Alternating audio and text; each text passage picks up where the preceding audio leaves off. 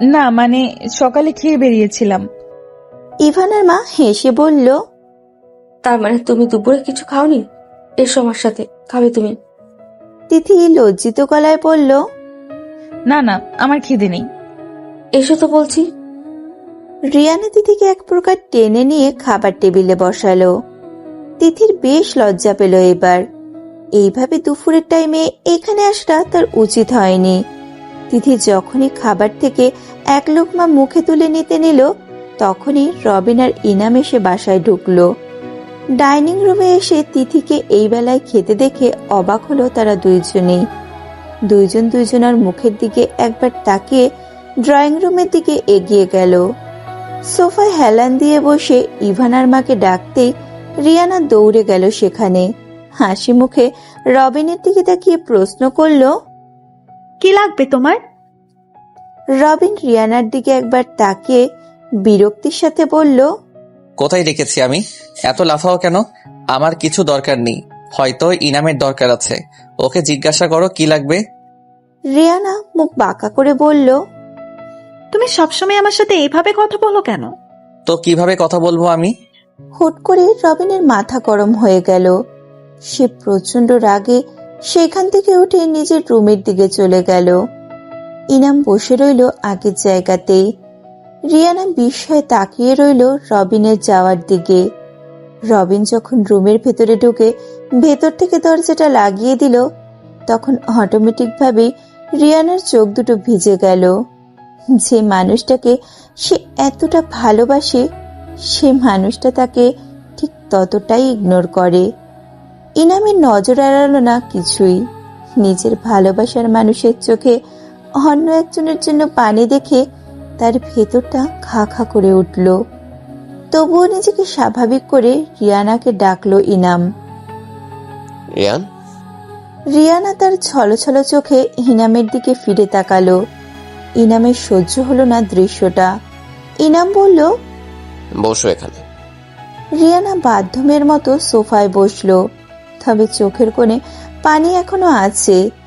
ইনাম বেশ আবেশে বলল, আমি এখন তোমায় যে কথাগুলো বলবো, হয়তো কথাগুলো শুনতে তোমার কাছে বেশ খারাপ লাগবে, তবে কষ্ট সারা জীবন পাওয়ার চেয়ে একেবারে পেয়ে যাওয়াটাই ভালো।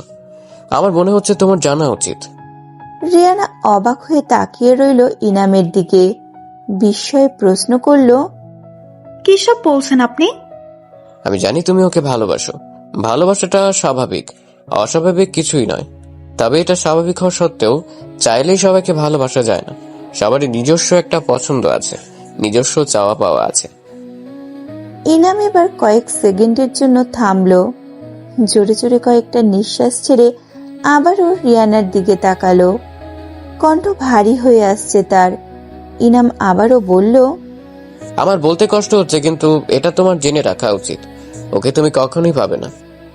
রিয়ানা চোখ মুখ শক্ত করে বলল, কেন পাবো না তাকে?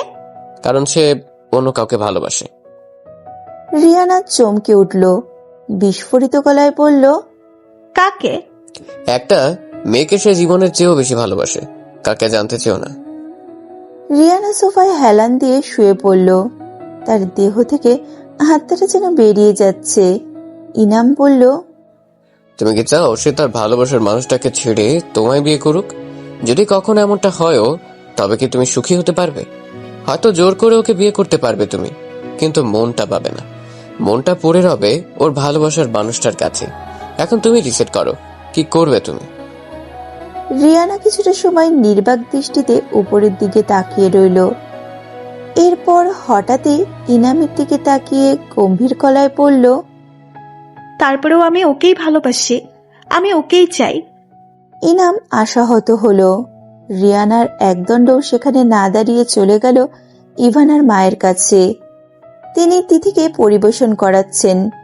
রিয়ানাকে এমন ছন্ন ছাড়ার মতো দেখে অবাক হলেন তিনি। রিয়ানা, এ কি হাল তোর চোখের মুখে?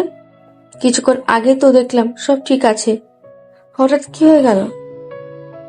রিয়ানা তিথির দিকে তাকিয়ে বলল, তোমার সামনে যদি কিছু ব্যক্তিগত কথা আপুর সাথে বলি তুমি মাইন্ড করবে তিথি? তিথি বিস্ময়ে বলল, আমার খাওয়া শেষ রিয়ানা, আমি এখান থেকে সরে যাচ্ছি, তোমরা কথা বলো। তিথি সেখান থেকে সরে ড্রয়িং রুমের দিকে এগিয়ে এলো। রিয়ানা কিংবা ওর বোন কেউই তেমন বাধা দিল না। ইনামকে ড্রয়িং রুমে নিশ্চুপ হয়ে বসে থাকতে দেখে অবাক হলো তিথি। এ কখন এসেছে আর মন খারাপ করেই বা আছে কেন? তিথি এগিয়ে গেল ইনামের কাছে। তিথিকে দেখে মাথা তুলে সামনে তাকালো ইনাম। একটা দীর্ঘশ্বাস ছেড়ে বলল, ও তুমি, এসো এখানে বসো। তিথি গিয়ে সোফার এক মাথায় জড়সড় হয়ে বসে পড়ল। ইনাম ধীর স্থির গলায় প্রশ্ন করল, ও বাসার কাজটা ছেড়ে আসলে কেন? আপনি জানেন? অনামিকা আন্টি বলেছে আমায়, ওনার সাথে বেশ রাগারাগি করে নাকি চলে এসেছে। তিথি নরম গলায় বলল, যেখানে সম্মান নেই সেখানে কাজ করার মানে নেই। আমি কাজ করি পেটের দায়ে, তার মানে এই নয় নিজের সম্মান বিসর্জন দিয়ে আমাকে সেখানে পড়ে থাকতে হবে। প্রতিনিয়ত আমি ওনার কাছে অপমানিত হই। উনি আমাকে যা ইচ্ছা তাই বলে কথা শোনায়, আর সহ্য হচ্ছিল না আমার। ইনাম নরম গলায় বলল, ওনার ক্যারেক্টার আমার বেশ ভালোই জানা আছে। ওনাকে আমার কাছেও তেমন সুবিধার মনে হয় না। বাবার বিজনেস পার্টনার, তাই না চাইতেও ওনাকে সহ্য করতে হয়। বাবা কথাটা শুনে তিথির মনে হলো ওনার ব্যাপারে একটু জানা দরকার। তিথি বিচলিত হয়ে প্রশ্ন করল, আচ্ছা, আপনার বাবা কোথায় থাকে? দেখিনি তো কখনো। আর আপনার বাবা করেই বা কি? বাড়ি কোথায় আপনাদের? ইনাম অবাক হয়ে তাকিয়ে রইল তিথির দিকে। তিথি লজ্জা পেয়ে বলল, আমি কি কিছু ভুল প্রশ্ন করেছি? ইনাম হাসলো, বলল, না, তবে একসাথে অনেকগুলো প্রশ্ন করে ফেলেছ। তিথিও হাসলো, লজ্জার হাসি। ইনাম বলল, আমার বাবা এহসানুল হক বিজনেসের কাজে বিদেশেই থাকে বেশি। কিছুদিন আগে দেশে ফিরেছে, আপাতত বাসাতেই আছে, রেস্টে। বয়স হয়েছে কিছুটা, অসুস্থ তিনি।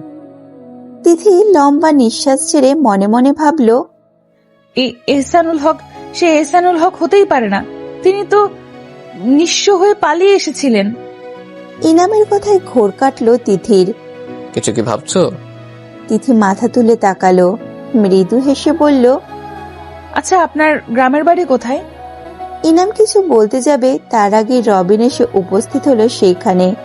কড়া গলায় বলল, তুই যদি রিয়ানাকে সত্যি ভালোবেসে থাকিস তাহলে ওকে তুই সামলা, আমার ঘাড়ের উপর ছেড়ে দিস না বলে দিলাম। ইনাম অবাক হলো, হঠাৎই ও এমন কথা কেন বলছে। তিথির মুখ থেকে বিস্ময় বেরিয়ে এলো, আপনি রিয়ানাকে ভালোবাসেন? ইনাম খানিক সময়ের জন্য অপ্রস্তুত হয়ে গেল। কি বলবে না বলবে মাথায় আসছে না তার। তার চেয়ে বড় কথা, ও হঠাৎই তার উপরে কেন রেগে গেল? কি এমন হয়েছে? ইনাম রবিনকে কিছু বলার জন্য উঠে দাঁড়াতেই দেখতে পেল রিয়ানা বিস্ফোরিত চোখে তাকিয়ে আছে ইনামের দিকে। ইনাম ঘাবড়ে গিয়ে বলল, রিয়ানা? রিয়ানা ছলছল চোখে ইনামের দিকে দৃষ্টিপাত করে ভারী গলায় বলল, আপনি ভালোবাসেন আমায়? ইনামের নিঃশ্বাস ভারী হয়ে গেল, হাত পা কাঁপতে শুরু করলো তার। শেষ পর্যন্ত রিয়ানা জেনেই গেল ইনামের ভালোবাসার কথা। ইনাম কিছু বলার আগে রিয়ানা আবারও বলে উঠল, কেন উত্তর দিচ্ছেন না আপনি? ইনাম এবার লম্বা নিঃশ্বাস ছেড়ে ভারী গলায় বলল। রিয়ানা হেসে উঠল এবার। সবাই অবাক হয়ে তাকালো রিয়ানার দিকে। ইভানার মা রিয়ানার দুবাহুতে চেপে ধরে বলল, পাগলের মতো হাসছিস কেন? রিয়ানা হাসি থামিয়ে আবারও ইনামের দিকে তাকালো, কটাক্ষের স্বরে বলল, এবার বুঝতে পারলাম আপনি কিছুক্ষণ আগে ওকে নিয়ে এসব কেন বলেছেন। আসলে আমায় ভালোবাসেন কিনা, তবে আমি তো ওকে ভালোবাসি, যে কারণে ওর নামে যাতা বলে আমার মন তার থেকে সরিয়ে নেওয়ার চেষ্টা করেছিলেন, তাই না? যদি এটাই হয়ে থাকে তবে আপনার চিন্তাধারা সম্পূর্ণই বিফলে গেল, কারণ আমি আপনাকে কখনোই ভালোবাসিনি আর ভালোবাসবো না। ইনাম আশাহত হলো, তবে জবাব দেওয়ার মতো তার কাছে কিছুই নেই। যদি এখন সে নিজের কথাগুলোকে সত্য প্রমাণ করতে কিছু বলে, তবুও রিয়ানা ধরেই নেবে এটাও একটা মিথ্যা। রবিন আক্ষেপে রিয়ানার দিকে তাকালো, বলল, তুমি সত্যি অনেক স্বার্থপর রিয়ানা। রিয়ানা চিৎকার করে বলে উঠল, হ্যাঁ, আমি স্বার্থপর। কিছু কিছু ক্ষেত্রে স্বার্থপর হওয়া জরুরি, তা না হলে চলা যায় না। আমি আপনাকে পাবার জন্য স্বার্থপর হতেও রাজি আছি, বুঝেছো তুমি? আর হ্যাঁ, আপনি। কথাটা বলে ইনামের দিকে তাকালো রিয়ানা। ইনাম আহত দৃষ্টিতে তাকালো রিয়ানার দিকে। রিয়ানা শক্ত গলায় বলল, ঠিক এই মুহূর্ত থেকে আমাকে আপনি ভুলে যাবেন। আর না ভুললেও আমার কিছু চাই আসবে না। কষ্ট পেলে আপনি পাবেন, আমি না। সো আপনি কি করবেন সেটা সম্পূর্ণই আপনার ব্যাপার। রিয়ানা রুমে যাওয়ার জন্য পা বাড়ালো। দুপা এগিয়ে আবারও ফিরে তাকালো সে। নিজের বোনের দিকে তাকিয়ে বলল, দুলাভাইকে ফোন করে বলে দাও বাসায় ফিরতে। ইভানার মা অবাক হয়ে সামান্য রাগাত স্বরে বলল, কেন? তোমার দেবরের সাথে আমার বিয়ে হবে তাই। রিয়ানা কাউকে আর কিছু বলার সুযোগ না দিয়ে নিজের রুমে চলে গেল। সে চলে যাওয়ার পর পরিবেশটা একদমই থমথমে হয়ে গেল। কারো মুখে কোনো কথা নেই। সোফার একপাশে মেজাজ শক্ত করে রবিন বসে আছে। ইনাম আগের জায়গাতে শক্ত হয়ে দাঁড়িয়ে আছে।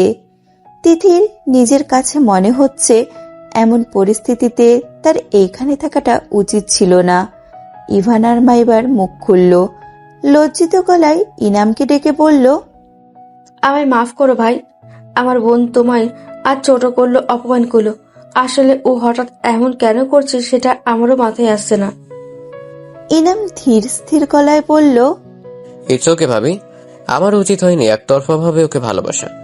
ইনামের কথায় অবাক হয়ে তাকালো রবিন।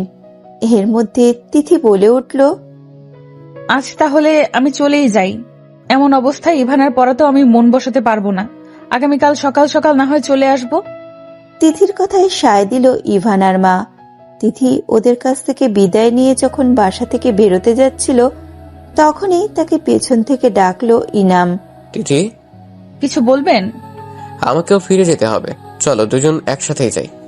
তিথি আর না করতে পারল না। লোকটার মনের ভেতর কি চলছে তিথি সেটা কিছুটা হলেও আন্দাজ করতে পারছে। তিথি মুচকি হেসে বলল, আসুন তাহলে। রাস্তায় পাশাপাশি হাঁটছে তিথি আর ইনাম। দুইজনেই নিশ্চুপ। ইনামের চোখ দুটো লাল হয়ে আছে। যে কোনো সময় অঝোর ধারায় বর্ষণ শুরু হয়ে যেতে পারে। তিথি সবটাই লক্ষ্য করছে। এ অবস্থায় তার কি করা উচিত কিছুই মাথায় আসছে না। ইনামের মন মানসিকতা আগে ঠিক করা দরকার, কিন্তু কিভাবে? তিথি ইনামের দিকে তাকালো, মুচকি হেসে বলল, আজ দুপুরে খেয়েছিলেন কিছু? ইনাম তিথির দিকে তাকালো একবার, এরপর ঠোঁটের কোণে জোরপূর্বক হাসি টেনে বলল, হ্যাঁ। ওরা আবারও হাঁটছে। কিছুটা দূর এগিয়ে ইনাম বলল, একটা কথা বলবো তোমায় তিথি? বলুন। রাগ করবে না তো আবার? শুধু শুধু রাগ কেন করতে যাব? ইনাম এবার হাঁটা থামিয়ে দাঁড়িয়ে পড়ল। তিথিও দাঁড়ালো। তুমি বিশ্বাস করবে কিনা জানি না, তোমাকে আমার বেশ পরিচিত মনে হয়। মনে হয় কোথায় যেন তোমাকে দেখেছি, জানি না কোথায়, তবে এমনটা আমার মনে হয়। আর সবচেয়ে বড় কথা, আমার এক পরিচিত মানুষের নামের সাথে তোমার নামের হুবহু মিল। জানি না এখন সে কোথায় আছে। আল্লাহ যদি তাকে সুস্থ রাখে তাহলে বোধহয় সে এতদিনে তোমার মতোই হয়েছে। তিথি চমকে তাকালো ইনামের দিকে। তিথিও প্রথম দিকে ইনামের নাম আর ওর বাবার নামের কারণে কিছুটা সন্দেহ করেছিল। এখন ইনামের মুখে এই কথা শুনে সন্দেহটা আরো তীব্র আকারে বেড়ে গেল। তিথি হন্তদন্ত হয়ে বলল, কে আপনি? গ্রামের বাড়ি কোথায় আপনার? আর আপনার বাবা, ওনার সম্পর্কেও জানতে চাই আমি। ইনাম জোরপূর্বক হাসিটা টেনে যখনই কিছু বলতে যাবে তখনই তিথির ফোনটা বেজে ওঠে। পরিস্থিতি সামলে তিথি পার্স থেকে ফোনটা বের করে। ইনামের কাছ থেকে অনুমতি নিয়ে ভদ্রতার সহিত ফোনটা রিসিভ করে। হাসি হাসি মুখ করে বলে, আরে ফারিন, কি খবর? বাড়ি গিয়ে তো ভুলেই গেলে। তো ঠিকঠাক ভাবে গিয়ে পৌঁছেছো তো? বাড়ির সবাই কেমন আছে? ওপাশ থেকে কি উত্তর আসলো তা অজানা, তবে তিথির মুখটা হঠাৎই ফ্যাকাশে বর্ণ ধারণ করলো। মুখের অবয়ব পাল্টে সেখানে দেখা গেল এক রাশ আতঙ্ক। চোখে মুখে স্পষ্ট কালো ছায়া। ফোনটা রাখার পর তিথি থমথমে মুখ নিয়ে দাঁড়িয়ে রইল আগের জায়গাতেই। ইনাম বুঝতে পারল কিছু একটা হয়েছে। সে তিথিকে প্রশ্ন করলো। এনি প্রবলেম তিথি? তিথি উত্তর দিল না কিছু। সে আবারও জোরপূর্বক প্রশ্ন করলো। আমায় বলো তিথি, কি হয়েছে? তোমাকে এমন দেখাচ্ছে কেন? কোনো বিপদ হলো না তো? তিথি ঘুরে তাকালো ইনামের দিকে। নিষ্পাপ চাহনি তার, তবে সে চাহনিতে তীব্র ব্যথা স্পষ্ট। তিথি তার মলিন গলায় বলল, আমাকে যেতে হবে এখন। তিথি একা ছুটতে লাগলো। ইনাম হঠাৎই তিথির হাত ধরে বাদ সাধলো। নরম গলায় বলল, তোমার কি হয়েছে আমাকে বলো। যদি কোনো বিপদ হয়ে থাকে তবে আমি তোমার পাশে থাকতে চাই, এই বিপদে তোমার সাহায্য করতে চাই। আরো কিছুদিন পার হয়ে গেল। তিথির ভার্সিটি টিউশন ঠিকঠাক ভাবেই যাচ্ছে। এর মধ্যে তিথি একটা কোচিং এ জয়েন করেছে।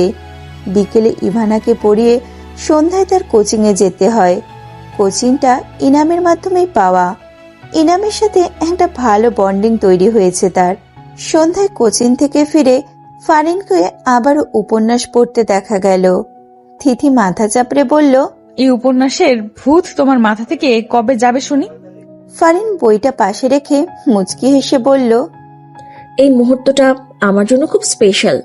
উপন্যাস পড়ে নিজেকে তৈরি করতে হবে তো নায়িকাদের মতো, রোমান্টিকতাটাও শিখতে হবে ঠিকঠাক ভাবে। তিথি হাসলো, বলল, তুমি সত্যি অনেক দুষ্টু হয়ে গেছো আগের থেকে। আগের ফারিন ছিল শুধুই ফারিন, কিন্তু এখনকার ফারিন তো শুধু আর ফারিন নেই, অনেক পার্থক্য। ইস, কবে যে সে আমাকে এখান থেকে নিয়ে যাবে, ধুর, ভাল লাগে না। তিথি তার হাস্যোজ্জ্বল মুখে বলল, সময় দাও তাকে, ভালো সময় তোমার জন্য অপেক্ষায়। ফারিন হাসলো। ইদানিং রবিনদের বাসাতে বেশ ঝামেলা হচ্ছে। রবিনের ভাই ফিরে এসেছে 2 দিন আগে। রিয়ানাকে তার বেশ পছন্দ, তবে রবিন তাকে বিয়ে করতে নারাজ। এইদিকে রিয়ানা অনশন করে বসেছে, সে রবিনকে বিয়ে করবে। যদি সে তাকে বিয়ে না করে প্রয়োজন হলে আত্মহত্যা করবে, কিন্তু অন্য কাউকে সে রবিনের হতে দেবে না। নিজেও রবিনকে ছাড়া অন্য কাউকে বিয়ে করবে না। ইভানার মায়ের কাছে রিয়ানার এই পাগলামো মোটেও ভালো লাগছে না। রিয়ানার উপর যথেষ্ট বিরক্ত তিনি। নিজের বোন হওয়া সত্ত্বেও তিনি রিয়ানার এই পাগলামোকে সাপোর্ট করছে না। যদি রবিন রাজি থাকতো তাহলে সেটা অন্যরকম হতো, তবে প্রিয় দেবরের বিরুদ্ধে গিয়ে বোনের কথায় নাচার মতো মানুষ তিনি নন। রিয়ানা আর রবিন এখন আকরাম চৌধুরীর মুখোমুখি বসে আছে। আকরাম চৌধুরী হচ্ছে রবিনের বড় ভাই। রবিন চোখ মুখ শক্ত। আকরামও বিজয় ক্ষেপে আছেন, তবে রিয়ানার উপর নয়, রবিনের উপর। আকরাম রবিনের দিকে তীক্ষ্ণ দৃষ্টিতে তাকালেন, বললেন, রিয়ানাকে বিয়ে করতে তোমার অসুবিধা কোথায়? ও কি দেখতে অসুন্দর? রবিন কড়া গলায় বলল, এখানে সুন্দর অসুন্দরের প্রশ্ন না ভাইয়া, আমি ওকে বিয়ে করতে পারবো না। কারণটা জানতে চাইছি। কারণটা তোমার অজানা নয়, তুমি সবটাই জানো। পাগলামো বন্ধ করো। তুমি যেটার আশায় দিন গুনছো সেটা কেবলই মরীচিকা। মরীচিকার পেছনে অন্ধের মতো পড়ে থাকার কোনো মানেই হয় না। সে মোটেও মরিচিকা নয়, আর যদি সে মরিচিকা হয়েও থাকে তবে আমি সেই মরিচিকা নিয়েই সুখে থাকতে চাই। আকরাম রেগে গেল হঠাৎ, চিৎকার করে বলল, অনেক সহ্য করেছি তোমার ছেলে মানুষই, আর নয়। যদি সে আসার হতো তবে কবেই চলে আসতো। আমিও তোমাকে যথেষ্ট সময় দিয়েছি, কিন্তু এবার আর না। রিয়ানাকেই বিয়ে করবে তুমি, সেটাও খুব শীঘ্রই। ব্যবসাতেও এবার হাত লাগাও। এতদিন লাগাম ছাড়া চলছো, এখন থেকে এইসব আর হবে না। আকরাম রিয়ানার দিকে তাকিয়ে বলল, বিয়ের জন্য প্রস্তুতি নাও। রিয়ানা উল্লাসে মাথা নাড়ালো। রাগে দুঃখে সেখান থেকে উঠে নিজের রুমে চলে গেল রবিন। কিছুক্ষণ পরই ইনামদের বাসা থেকে কল এলো আকরামের ফোনে। আকরাম হাসি মুখে ফোন রিসিভ করলেও পরবর্তীতে হাসিটা মিলিয়ে যায়। ফোন রেখে বাসার সবাইকে ডেকে জড়ো করে এক জায়গায়। সে সময়টা রবিন বাসাতেই ছিল, তাই ভাইয়ের ডাকে সেও এলো সেখানে। কেউ কিছু বলছে না। আকরামের চোখে মুখে চিন্তা। রবিন প্রশ্ন করলো, কি হয়েছে ভাইয়া? আমাদেরকে এখনই ইনামদের বাসায় যেতে হবে। কেন? মামার শরীরের অবস্থা খুবই খারাপ, শীঘ্রই রেডি হয়ে দাও সবাই। রবিনের মুখটা অন্ধকার হয়ে গেল হঠাৎই। সে কঠোর ভাষায় ভাইকে বলল, যাওয়ার হলে তোমরা যাও, আমি যাব না। অন্তত মামা নামক এই মানুষটার জন্য তো নয়। আকরাম আবারও ভাইকে ধমকে ওঠে। সবসময় জিদ দেখাতে নেই, মানুষটার মৃত পদযাত্রী, আমাদেরকে এক্ষুনি যেতে হবে সেখানে। রবিন আবারও শক্ত গলায় বলে উঠল, উনি তো সবেমাত্র নিত্য পথযাত্রী, তবে এই মানুষটার কারণে আমি সারাটা জীবন মৃত্যুর মতো বেঁচে আছি। যাওয়ার হলে তোমরা যাও, আমি যাব না। রাগে দুঃখে বাসা থেকে বেরিয়ে গেল রবিন। আকরাম একা একা রেগে বিড়বিড় করে বলতে লাগলো, দিনে দিনে ওর স্পর্ধা বেরিয়ে চলেছে, এবার ওর স্পর্ধার লাগাম টানাটা বেশি জরুরি। মামাদের বাসা থেকে ফিরেই একটা ব্যবস্থা করছি। আকরাম রিয়ানার দিকে তাকালো, উৎসাহিত গলায় বলল, ওকে সামলাতে পারবে তো রিয়ানা?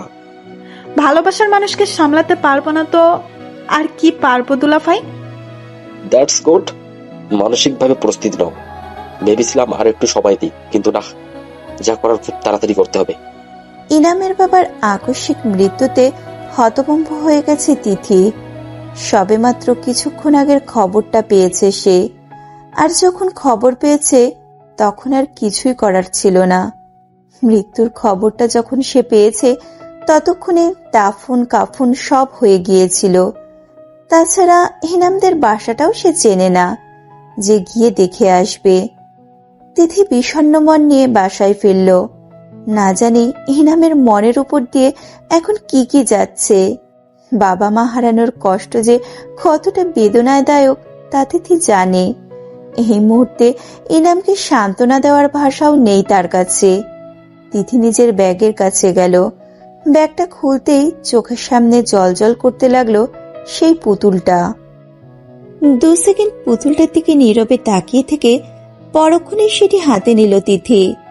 মনে হলো এই বুঝি তার প্রিয় মানুষটার সান্নিধ্যে সে চলে এসেছে। তিথির চোখ বেয়ে পানি পড়ছে। পুতুলটাকে বুকের সাথে আঁকড়ে ধরে চোখ বন্ধ করল সে। মনে মনে অজানা আতঙ্ক কাজ করছে। প্রিয় মানুষটার সাথে কি তার কখনোই দেখা হবে না? সে তো খোঁজ করতে গিয়েছিল, পেল না তো। এখন সে কোথায় আছে তাও তার অজানা। তাহলে পাবে কি করে তাকে? এই জীবনে কি তাকে পাওয়া হবে না? এখানে এভাবে দাঁড়িয়ে কি করছো তিথি? ফারিনের কথায় ধ্যান ভাঙল তিথির। নিঃশব্দে চোখের পানি মুছে পুতুলটাকে আবারও ব্যাগে ঢুকিয়ে দিল সে। এরপর ব্যাগের চেন আটকে ফারিনের দিকে ফিরে তাকালো। ফারিনের চোখে মুখে বিষাদ। বেচারির আজ মন ভালো নেই। তার নিজের মনেও আজ বিষণ্ণতা বিরাজ করছে। তিথি নিজেকে সামলিয়ে নিয়ে ফারিনের কাছে এগিয়ে গেল। ওর বাহুতে আলতো করে ধরে মৃদু গলায় বলল, মনটা কি বেশি খারাপ? ফারিন ঠোঁট উল্টিয়ে বলল, হুম। তিথি মুচকি হেসে ফারিনকে জড়িয়ে ধরল। সান্ত্বনা দিয়ে বলল, মন খারাপ করে থেকো না, সবকিছুই আল্লাহর পক্ষ থেকে আসা পরীক্ষা মাত্র। এই পরীক্ষায় সফল হও, সামনে ভালো কিছু অপেক্ষা করছে তোমার জন্য। ইদানিং তার মনটা ভালো যাচ্ছে না। সারাক্ষণই মনে হচ্ছে কিছু একটা পেয়েও হাতছাড়া করছে সে। মনের ভেতর ঝড় বইছে তিথির। মন জানান দিচ্ছে তাকে তার প্রিয় মানুষটা তার অতি নিকটে। কিন্তু কে সে? তিথি তো কাউকে চিনতে পারছে না। ইনামের ব্যাপারেও এখনো ভালো করে জানতে পারেনি কিছু। যদিও ভালো একটা সম্পর্ক সৃষ্টি হয়েছে তাদের মাঝে, ইদানিং সম্পর্কের সূত্রটা আগের চেয়েও এগিয়ে এসেছে। তবে ব্যক্তিগত বিষয়ে অজানা তার। সবচেয়ে বড় কথা, এই ইনামের ব্যাকগ্রাউন্ডের সাথে আর ইনামের মিল সে পায় না। তবে নামের ক্ষেত্রে 100% মিল। কিন্তু নামে মিল তো থাকলে তো হয় না। এই দুনিয়ায় এক নামে কত কত মানুষ আছে তা হিসেবের বাইরে। তিথি দ্বিধায় আছে, কি করে তার প্রিয় মানুষটার দেখা সে পাবে। বিকেলে ইভানাকে পড়িয়ে এসে সন্ধ্যায় আবার কোচিংয়ের জন্য বেরিয়ে পড়ে তিথি। ইভানার পরিবার থেকে শুনে এসেছে ইনাম কিছুদিন তাদের বাসাতেই থাকবে। সবেমাত্র কিছুদিন হলো বাবাকে হারিয়েছে। এখন তারা চাইছে না খালি বাসায় সে একা থাকুক। যদিও ইনাম সেখানে স্বাচ্ছন্দ্য বোধ করছে না। ইভানাকে পড়ানোর ফাঁকে তিথির সাথে খানিক সময়ের জন্য কথা হয়েছে তার। বাবাকে হারিয়ে ছেলেটা সত্যি মানসিকভাবে ভেঙে পড়েছে। এই মুহূর্তে ইনামের সবচেয়ে বেশি প্রয়োজন তার সঙ্গীর। তিথি এখন মানসিকভাবে পণ করেছে। ইনামের একাকিত্ব খুব শীঘ্রই সে ঘুচাবে। কোচিং ক্লাস শেষ হতে হতে রাত প্রায় 8টা ছুঁই ছুঁই। তিথি সাইড ব্যাগটা কাঁধে ঝুলিয়ে কোচিং থেকে বেরিয়ে যায়। কিছুটা দূর এগিয়ে যেতেই তার থেকে খানিকটা দূরে একটা বাইক তার নজরে পড়ে। বাইকে হেলান দিয়ে দাঁড়িয়ে আছে রবিন। মুখ দিয়ে ধোঁয়া বেরোচ্ছে তার, বোধহয় সিগারেট টানছে। তিথি নিজের মতো হাঁটা শুরু করলো। রবিনকে পাশ কাটিয়ে যাওয়ার পথে হঠাৎই রবিন তার হাত টেনে ধরল। তিথি চমকে তাকালো। আকস্মিক রবিনের এমন বিহেভে তিথি অবাক। সে বিস্মিত চোখে রবিনের দিকে তাকালো। খেয়াল করলো একজোড়া আকুতি ভরা নজরে রবিন তাকিয়ে আছে তার দিকে। এই নজরে কুনজরের ছায়াটাও তিথির চোখে পড়ল না। মাদকতায় ভরপুর এমন ঘায়েল করা নজরে তিথি গুটিয়ে নিল নিজেকে। রাতের বেলায় রাস্তার মাঝখানে বকাটির মতো হাত টেনে ধরায় তিথি কিছুটা সময়ের জন্য রেগেও গিয়েছিল। ভেবেছিল শুনিয়ে দেবে দুটো কড়া করে কথা, কিন্তু ও চোখে ঘায়েল করা আক্রমণে তিথি কিছুটা দুর্বল অনুভব করল। কণ্ঠস্বর নরম করে সে বলল, হাতটা ছাড়ুন। রবিনের হুঁশ নেই। তিথি হাতটা নিজে থেকেই ছাড়ানোর চেষ্টা করলো এবার, তবে সে ব্যর্থ হয়ে আবারও বলল, হাতটা ছাড়ুন প্লিজ, আমাকে হোস্টেলে ফিরতে হবে। দেরি হলে ম্যামের কাছে কথা শুনতে হবে। রবিনের হুঁশ ফিরল। তিথির হাতটা নিজের হাতের মুঠোয় দেখে সেও অবাক হলো কিছুটা। ঝট করে হাতটা ছেড়ে দিয়ে বলল, আই এম সরি তিথি, আমি হয়তো কোনো ঘোরের মধ্যে চলে গিয়েছিলাম। তিথি দুপা পেছনে গিয়ে শান্ত গলায় বলল, ইটস ওকে। আবারও নীরবতা। দুইজনের কেউই কিছু বলছে না। রবিন সিগারেটে টান দিল আবারও। তিথির বিরক্ত লাগে এই সিগারেটের গন্ধ, তবে অন্যের ব্যাপারে কিছু বলার অধিকার তো তার নেই। তিথি যাবার জন্য পা বাড়িয়েও থেমে গেল হঠাৎ। রবিনের দিকে ফিরে তাকাতে দেখতে পেল রবিনের নজর সেই আতপোড়া সিগারেটটার দিকে। তিথির কেন যেন মনে হলো রবিনের মন আজ ভালো নেই। মন খারাপ থাকলে আল্লাহর কাছে সাহায্য চান। সিগারেট খাওয়া কখনোই সমাধান নয়। এটা বাইরে থেকে যেমন পোড়ায়, ভেতর থেকে তার চেয়েও বেশি পোড়ায়। তিথির কথায় রবিন সামনে তাকালো। রবিন জোরপূর্বক হাসি এসে বলল, আমার ভেতরটা তো কবে জ্বলে পুড়ে শেষ হয়ে গেছে। যেটুকু বাকি ছিল ভেবেছিলাম কেউ একজন এসে সেটাকে ঝালাই দিয়ে ঠিক করে নিবে, কিন্তু না, সেটা বোধহয় আর হবার নয়। বাকিটা তিলে তিলে জ্বালিয়ে শেষ করার চেয়ে না হয় একবারে জ্বালিয়ে শেষ করে দেই। রবিন আবারও সিগারেটটায় টান দিতে যাবে, ঠিক তখনই চিলের মতো থাবা দিয়ে ওরার থেকে সিগারেটটা নিয়ে নেয় তিথি। রবিন হতভম্ব হয়ে তাকিয়ে থাকে তিথির দিকে। তিথির চোখে মুখে রাগ। সে সিগারেটটা নিচে ফেলে পা দিয়ে পিষে ফেলল। রবিন কিছুক্ষণ সেই দিকে এক নজরে তাকিয়ে থাকে। এরপর হঠাৎই শব্দ করে হাসে রবিন। তিথি বিস্ময়ে বলে ওঠে, হাসছেন কেন আপনি? রবিন বুক পকেট থেকে সিগারেটের পুরো প্যাকেটটা বের করে তিথির সামনে ধরে। নিশাতুর গলায় বলে, এই নাও, পুরোটা নষ্ট করো, তা না হলে আমি এক্ষুনি আবারও খাবো। তিথির এবার সত্যি মায়া হলো ছেলেটার জন্য। হঠাৎ কি হলো তার, যে কারণে আজ হঠাৎ এমন অদ্ভুত বিহেভ করছে? জানতে ইচ্ছে করলো তিথির। বারবার চেষ্টা করেও তার জিজ্ঞাসু মনকে দমাতে পারেনি তিথি। একসময় প্রশ্ন করেই বসে সে, কি হয়েছে আপনার? আজ হঠাৎ এমন করছেন কেন? রবিন নিঃশব্দে হাসলো, বলল, অন্তরে মরিচা ধরেছে। তিথি বুঝতে পারল না তার কথা। এইদিকে তিথির হস্টেলে ফিরতেও দেরি হয়ে যাচ্ছে। তিথি রবিনকে উদ্দেশ্য করে বলল, আমার আজ অনেকটাই দেরি হয়ে গেছে, আমি চলে যাচ্ছি, আপনিও চলে যান। এমন অবস্থায় রাস্তাঘাটে থাকাটা রিস্ক। আশা করছি নিজের ভালোটা আপনি বুঝবেন। তিথি চলে গেছে। আগের জায়গায় বসে আছে রবিন।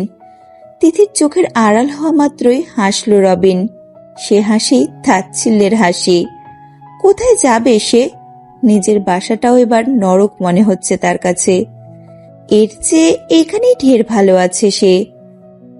বাসায় গিয়ে ফোনে ইনামের সাথে বেশ কিছুক্ষণ কথা হলো তিথির। ইনামের মনের কিছুটা উন্নতি ঘটেছে, আগের তুলনায় যথেষ্ট স্বাভাবিক হয়ে গেছে সে। ব্যাপারটায় তিথি বেশ খুশি হলো। ইনাম এখন নিজের বাড়িতে চলে গেছে।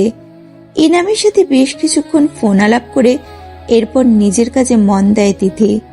ওয়াশরুম থেকে ফ্রেশ হয়ে এসে রাতের ডিনার শেষ করে নেয়। ভার্সিটির কিছু পড়া বাকি ছিল, সেগুলো কমপ্লিট করা প্রয়োজন। তিথি বাইকটা হাতে নিয়ে নিজের বেডে গিয়ে বসে। বালিশে আধশোয়া হয়ে বসে বইয়ে চোখ বুলায় সে। এক ফাঁকে তার চোখ যায় ফারিনের দিকে। জানালার পাশে দাঁড়িয়ে হাসি হাসি মুখ করে সে ফোনে কথা বলছে। ওকে খুশি দেখে তিথির মনটাও আনন্দিত হয়। এক পশলা খুশির ঝলকানি তার মনেও দেখা দেয়। তিথি আবারও বইয়ে চোখ ফেরায়। খুব সকালে উঠে আবারও তার নিত্যদিনের কাজ ইভানাদের বাসায় চলে যায় তিথি। রিয়ানাকে বেশ হাসি খুশি দেখা গেল। তিথি বুঝে নিল সে হাসির কারণ অবশ্যই রবিন। হয়তো রবিনকে সে পেয়ে যাবে, তাই এতটা খুশি। পরের খুশি দেখতেও ভালো লাগে। তবে এই মানুষটাই ইনামকে কষ্ট দিয়েছিল। ইনাম মানসিকভাবে ভেঙেও পড়েছিল। এটা মনে হতেই কেমন একটা খারাপ লাগা কাজ করে তার ভেতর। যদিও ইনাম যথেষ্ট ম্যাচিওর একটা ছেলে, খুব সহজেই পরিস্থিতির সাথে নিজেকে মানিয়ে নিয়েছে। অন্য ৮-১০টা ছেলের মতো দেবদাস হয়ে ঘুরে বেড়াচ্ছে না। ইভানাদের বাসা থেকে বেরিয়ে সোজা ভার্সিটিতে চলে যায় তিথি। এইভাবে রুটিন মাফিক চলছে তার দিনকাল। কষ্ট হচ্ছে খুব, তবে ভালোও লাগছে। জীবনে চ্যালেঞ্জ না থাকলে সে জীবনটাকে এরকম রসখসহীন হয়ে যেত। তিথির জীবনটা বেশ চ্যালেঞ্জিং। প্রতিনিয়ত তাকে জীবনের সাথে মোকাবিলা করে এগিয়ে যেতে হচ্ছে। টিউশন, ভার্সিটি, আবার টিউশন, কোচিং, নিজের পড়াশুনো আর খাওয়া সব মিলিয়ে দিনকাল বেশ ভালোই কাটছে তিথির। সারাদিন ব্যস্ততা থাকার একের পর একদিন যে কিভাবে চলে যাচ্ছে তা টেরই পাচ্ছে না সে। তবে মাঝে মাঝে ফারিনকে বড্ড মিস করে তিথি। ফারিন এখন তার বরের সাথে থাকে। কিছুদিন আগে তার বর তাকে নিয়ে গেছে এখান থেকে। যদিও ভার্সিটিতে ফারিনের সাথে রেগুলারই দেখা হয়, ফোনে কথা হচ্ছে নিয়মিত। তবে আগে হস্টেলে থাকাকালীন দুইজনের মধুর মুহূর্তটা বেশ মনে পড়ে তিথির। সেই দিন বিকালে ইভানাকে পড়াতে যায় তিথি। ইভানার পড়ার টেবিলে বই নিয়ে বসে আছে, তবে মিথিলা এখনো আসেনি। তার জন্য অপেক্ষায় আছে তিথি। এই অবসর সময়টাতে রিয়ানা তিথিকে ডেকে নিয়ে যায় নিজের রুমে। তিথি মুচকি এসে রিয়ানার সাথে যায়। রিয়ানার মুখে এখনো খুশির হাসি। তিথি রিয়ানার রুমে গিয়ে বসে, চারপাশটায় চোখ বুলায়। এই বাসায় সে অনেকদিন ধরেই পড়াতে আসে, তবে এর আগে কখনো রিয়ানার রুমে আসা হয়নি তার। রিয়ানার রুচিবোধের তারিফ করতে হয়, কারণ রুমটা দারুণ সুন্দর করে সাজিয়ে রেখেছে সে। যদিও বড়লোকদের ঘরদোর এমনিতেই পরিপাটি আর ঝকঝকে হয়ে থাকে সর্বদাই, তবে রিয়ানার রুমটা তুলনামূলকভাবে বেশি ভালো দেখাচ্ছে। রিয়ানা কি করছে বোঝা যাচ্ছে না। তিথি মুচকি হেসে রিয়ানাকে প্রশ্ন করল, আমাকে এখানে কেন নিয়ে এলে রিয়ানা? রিয়ানা হাসি মুখে উত্তর দিল, দেখতেই তো পাবে, আমি আসছি। তবে ইভানাকে পড়ানোর টাইম যে হয়ে গেছে, আমাকে তো ওনার কাছে যেতেই হবে। রিয়ানা হাতে কিছু গহনার বাক্স নিয়ে এগিয়ে এলো তিথির কাছে। তিথির সামনে সেগুলো রাখতে রাখতে বলল, ওদের কথা ছাড়ো তো, একদিন কম পড়াতে তেমন কোনো ক্ষতি হবে না। আগে এগুলো দেখো। কি এগুলো? আমার বিয়ের গহনা। সোজা সাপটা উত্তর দিল রিয়ানা। তিথি খেয়াল করলো মেয়েটা প্রচন্ড খুশি। নিজের ভালোবাসাকে কাছে পাওয়ার আনন্দটা বোধহয় এমনই হয়। তবে কেন যেন তিথির ভালো লাগছে না। রিয়ানার হাসির হালারে যে সুখটা আছে সেটা মোটেও সহ্য হচ্ছে না তিথির। এর কারণ কি? কারণটা বোধহয় অজানাই। নিজের কাছে নিজেকে প্রচন্ড অপরাধী মনে হতে লাগলো তিথির। এতটা স্বার্থপর তো সে কখনোই ছিল না। তবে আজ হঠাৎ এমন হলো কেন? রিয়ানার আনন্দ কেন তার ভালো লাগছে না? নিজের উপরেই নিজের বিরক্ত লাগছে তার। বারবার নিজের ভেতরে বর্তমানে বিরাজ করা অমনুষ্যত্বর বেড়াজাল ভেঙে বেরিয়ে আসতে চাইছে তিথি, কিন্তু কিছুতেই কাজ হচ্ছে না। সেদিনকার রবিনের মলিন চেহারাটা বারবার চোখের সামনে ভেসে উঠছে। কেন যেন মনে হচ্ছে রবিনকে এই বিয়ের মাধ্যমে ঠকানো হচ্ছে। তিথি নিজের মাথায় 2 হাতে চেপে ধরল। এইসব কি আজগুবি ভাবনা তার মাথায় চলে আসছে? আর কেনই বা আসছে? রবিন সুখী হোক কিংবা অসুখী, তাতে তার কি? সে কেন এতটা ভাবছে এটা নিয়ে? তিথিকে এমন করতে দেখে অবাক হলো রিয়ানা। গহনার বাক্সগুলো দূরে সরিয়ে রেখে তিথির কাঁধে হাত রাখলো। রিয়ানার কপালেও চিন্তার ভাঁজ। সে চিন্তিত গলায় বলল, এমন করছো কেন তিথি? তুমি কি অসুস্থ? তিথি মাথা থেকে হাত দুটো সরিয়ে রিয়ানার দিকে তাকালো। ইতিমধ্যে ওর চোখ দুটো লাল বর্ণ ধারণ করেছে, কপাল পেয়ে ঘাম ঝরছে।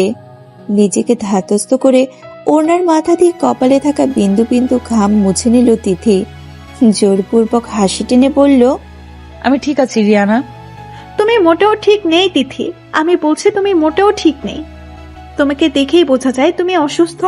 আচ্ছা, দুপুরে তুমি খেয়েছিল তো, নাকি না খেয়েই চলে এসেছো? নিশ্চয়ই খাওনি কিছু, যে জন্যই এই অবস্থা। আমার সাথে এসো, আগে খাবে কিছু।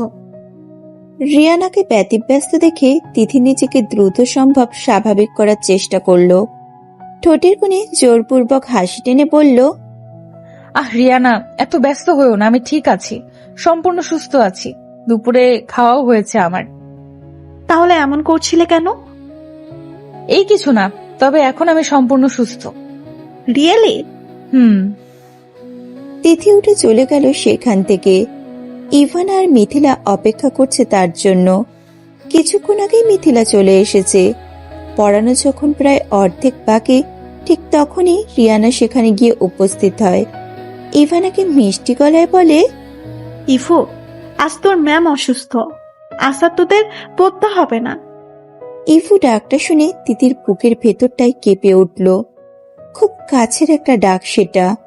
ইভানা চোখ মুখ ভাঁজ করে বলে উঠল, খালামণি, তোমাকে আর কতদিন বলবো?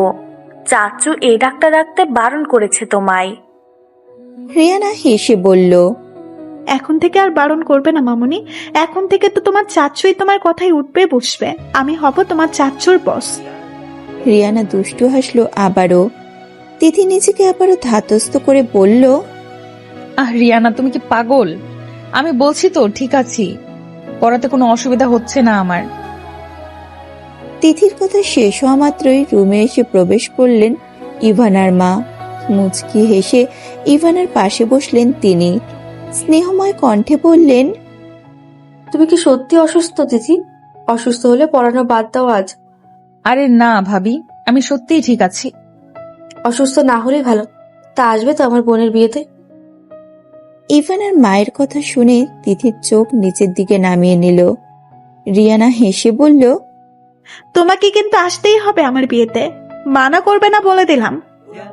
তিথি এবার ইভানার মায়ের দিকে তাকালো, বলল, দিনক্ষণ ঠিক হয়ে গেছে? হ্যাঁ, সামনের মাসের 10 তারিখ। এখন মুখে বলছি, সময় মতো তোমার হোস্টেলে কার্ড পৌঁছে যাবে। তিথি হাসলো, তবে আর কোনো কথা সে বলল না। সেই দিন শুক্রবার হয়, কোচিং আর টিউশন কিছুই ছিল না। হাতে যথেষ্ট অবসর সময় ছিল, তাই সবুজ রঙের একটা সুতির 3 পিস গায়ে দিয়ে সাইড ব্যাগটা নিয়ে বেরিয়ে পড়ল তিথি। গন্তব্য কোনো নির্দিষ্ট জায়গা নয়, পুরোনো দিনের কিছু স্মৃতি এখনো মাথায় আছে, কিছু পরিচিত জায়গার ঠিকানাও তার মনে আছে। মনের মানুষটিকে খুঁজে পাওয়ার চেষ্টায় আবারও পথে বেরোলো সে। সারাটা দিন এদিক ওদিক এখানে ওখানে খুব খোঁজাখুঁজি করলো সে। কোথাও তাদের কারোর অস্তিত্বের সন্ধান মেলেনি। মলিন মুখ নিয়ে বিকালবেলায় বাসায় ফিরে তিথি। সারাটা দিনের জার্নিতে প্রচন্ড পরিমাণে মাথা ব্যথা অনুভূত হওয়ায় তিথি বিছানায় গা এলিয়ে দেয়। ভালো লাগছে না কিছুই। শরীরের ক্লান্তি তাকে ততটাও কাবু করতে পারেনি যতটা না তাকে খুঁজে পাওয়ার ফলে হয়েছে। তিথি আবারও উঠে বসে। বিছানাতেও মন টিকছে না তার। আজ মনটা বেশ উচ্ছৃঙ্খল হয়ে আছে তিথির। কিছুতেই মনকে স্থির করতে পারছে না সে। তিথি রাস্তায় বেরিয়ে হাঁটতে শুরু করলো। বিকেলের মৃদু আলো গায়ে ঠেকেছে, ফুরফুরে বাতাস ঘাভিত করে চলে যাচ্ছে। কিছুক্ষণের জন্য মানসিক যন্ত্রণার কথা বেমালুম ভুলে গেল তিথি। প্রকৃতির বিশুদ্ধ হাওয়া মুহূর্তেই তার মনে এক অজানা প্রশান্তি এনে দিল। তিথি হাঁটতে হাঁটতে একসময় সেই বস্তিটার কাছে চলে এলো, যেখানটায় সে আগে থাকতো। তিথি ভাবলো এবার ফিরে যাওয়া যাক হোস্টেলে। অনেক তো হাঁটা হলো। ফিরে আসার জন্য তিথি পা বাড়ালো ঠিকই, কিন্তু বস্তির ভেতর থেকে সামান্য হট্টগোল তিথিকে আবারও সামনে এগোতে দিল না। মনে মনে বুঝতে পারল সে বস্তিতে কিছু একটা হচ্ছে।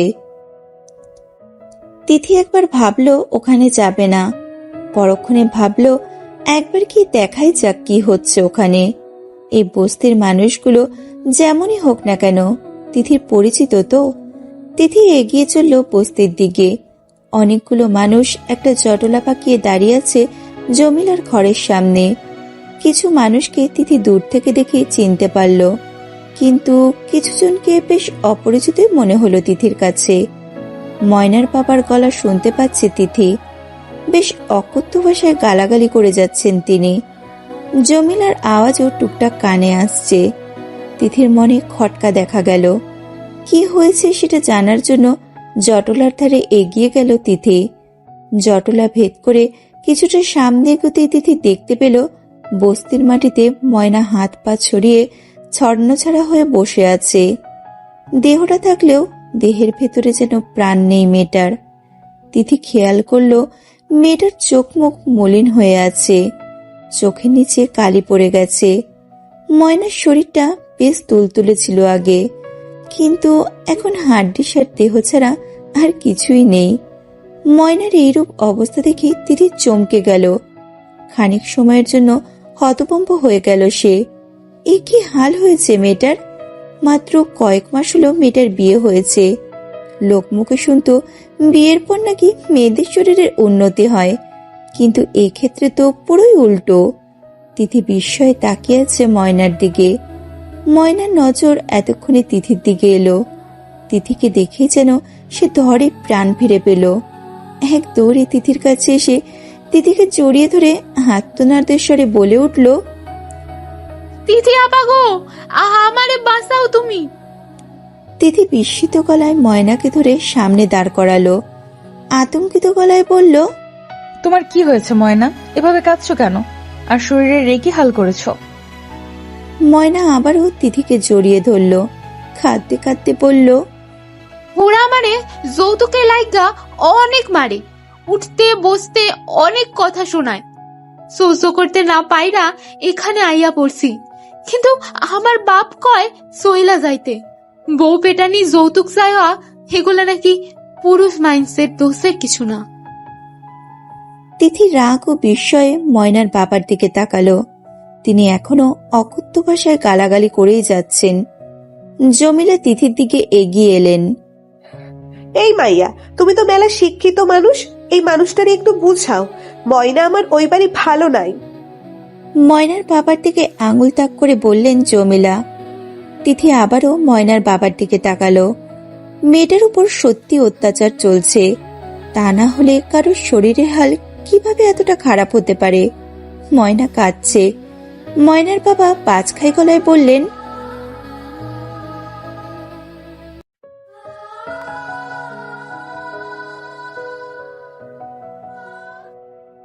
ওই নেশাখোরের ঘরের নেশাখোর, মাতালের ঘরের মাতাল, তুই কারে ঘর সাইডে লাইগা হুঙ্কার করস?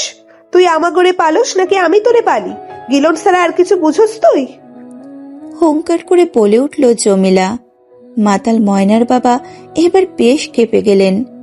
হাতের কাছে থাকা রডটা হাতে নিয়ে ধেয়ে আসলেন জমিলাকে মারতে। জমিলা তার পরনে সুতির কাপড়ের আঁচলটা শক্ত করে কোমরে গুজে ক্ষিপ্ত গলায় বললেন, আয় আমার কাছে, আই সেই রড দিয়া তোরেই মারমু, পেট দিয়া ঢুকাইয়া পিঠ দিয়া বাইর করুম, মনের শান্তি চাই আমার। তিথির সহ্য হচ্ছে না এইসব ঝগড়াঝাটি তাকে মানসিক যন্ত্রণা দিচ্ছে। আর এক মুহূর্ত এখানে থাকলে হয়তো সে নিজেই অসুস্থ হয়ে যাবে। তিথি আসার আগে ময়নার মাথায় হাত বুলালো, নরম গলায় বলল, কারো চাপে পড়ে কিছু করতে যেও না ময়না। নিজের কাছে যা ভালো মনে হয় তাই করো। জীবনটা তোমার, তাই ছোট্ট জীবনের ভালো মন্দের চিন্তা তোমাকেই করতে হবে। নিজেকে স্বাবলম্বী করো, চেষ্টা করো নিজে কিছু করার, দেখবে ভাগ্য বদলে যাবে। তোমার ব্যাপারে এর চেয়ে বেশি কিছু বলার অধিকার আমার নেই। এমন কোনো ক্ষমতাও নেই যেটার দ্বারা তোমার কোনো উপকার হতে পারে। শুধু পরামর্শটাই দিতে পারবো আমি, তাই দিলাম। তিথি আর 2 মিনিটও দাঁড়ালো না সেখানে। যতই ময়না তার কাছে সাহায্য চাক, হাতেও সে তাকে সাহায্য করতে পারবে না। যার নিজের কোনো শক্ত ভিত নেই, সে কিভাবে অন্যের ভিতটাকে মজবুত করবে? বাসায় ফিরতে ফিরতে সন্ধে হয়ে গেল। প্রচন্ড পরিমাণে মাথার যন্ত্রণা থাকার কারণে পড়াশোনা বাদ দিয়ে বিছানায় উপর হয়ে শুয়ে গেল সে। শোয়ার পরে তিথির মাথায় নানান ধরনের কথা ঘুরপাক খেতে লাগলো। 2 দিন আগ নাগাদও ময়নার মায়ের বেশ অহংকার ছিল মেয়ের এই বিয়েটা নিয়ে। তিথি চোখ বুঝলো, কপালের উপর হাতটা রেখে একা একা বিড়বিড় করে বলল, মানুষের জীবনটা বড্ড অদ্ভুত। জীবনের টানাপোড়েনে মানুষের জীবনের মোড় কখন কোন দিকে ঘুরে যায় বোঝা মুশকিল। দিন এগিয়ে যাচ্ছে নিজ গতিতে। রবিন আর রিয়ানার বিয়ের দিনটাও ঘনিয়ে এসেছে। সেই দিন তিথির হস্টেলে রিয়ানা নিজে এসে বিয়ের কার্ড দিয়ে গেছে। তিথি কার্ডটা গুছিয়ে রেখেছিল তার ব্যাগের ভেতর। যেহেতু বিয়ের ডেট তার জানা আর পাত্রপাত্রী তার পরিচিত, তাই নতুন করে কার্ডে চোখ বুলানোর প্রয়োজন মনে করেনি তিথি। বিয়ের দিন বেশ ভোরেই ঘুম থেকে ওঠে সে। যেহেতু বিয়ে তাই টিউশন ছিল না। সন্ধ্যার কোচিংটা থেকে ছুটি নিয়েছে সে। তিথি ওয়াশরুম থেকে ফ্রেশ হয়ে এসে হালকা কিছু নাস্তা করে নিল। এরপর নিজে যা আছে তা দিয়েই বেশ সাদাসিধেভাবে তৈরি হলো সে। বাসা থেকে বের হওয়ার আগে কার্ডটা হাতে নিল তিথি। ইনভিটেশন কার্ডটা সে সাথে করে নিয়ে যেতে চায়। যেহেতু বড়লোক বিয়ে, এর আগে কোনোদিনও বড়লোকের বিয়েতে সে অ্যাটেন্ড করেনি, তাই তিথির অবচেতন মন ভাবল হয়তো সেখানে ইনভিটেশন কার্ড দেখিয়েই ভেতরে ঢুকতে হবে। তিথি কার্ডটা পার্সে ঢোকানোর সময় হঠাৎই একটা নাম দেখে চমকে উঠল। বেশ ভালো করে বিস্ময়ে সে তাকিয়ে রইল কার্ডটার দিকে। তিথির হার্টবিট বেড়ে গেল হঠাৎই। এতটা বছর পর সে প্রিয় মানুষটার নাম চোখের সামনে ভেসে আসবে ভাবতেই পারেনি। এখানে তো রবিনের নাম থাকার কথা ছিল। তিথি তাড়াতাড়ি করে পার্স থেকে ফোনটা বের করলো। ইনামকে কল দেওয়ার সাথে সাথেই ওপাশ থেকে কল রিসিভ হলো। তিথি বলল, আপনি কোথায় আছেন এখন? বিয়েতে যাওয়ার জন্য প্রস্তুতি নিচ্ছি। তুমি আসছো তো? আমি আপনার সাথে একটু দেখা করতে চাই। হ্যাঁ, করবে। বিয়ে বাড়িতে তো দেখা হচ্ছেই আমাদের। এভাবে না, আমি আলাদাভাবে আপনার সাথে দেখা করতে চাই। ইনামের কপালে ভাঁজ পড়ল। তুমি ঠিক আছো তো তিথি? কোনো সমস্যায় পড়োনি তো আবার? আমি সম্পূর্ণ ঠিক আছি।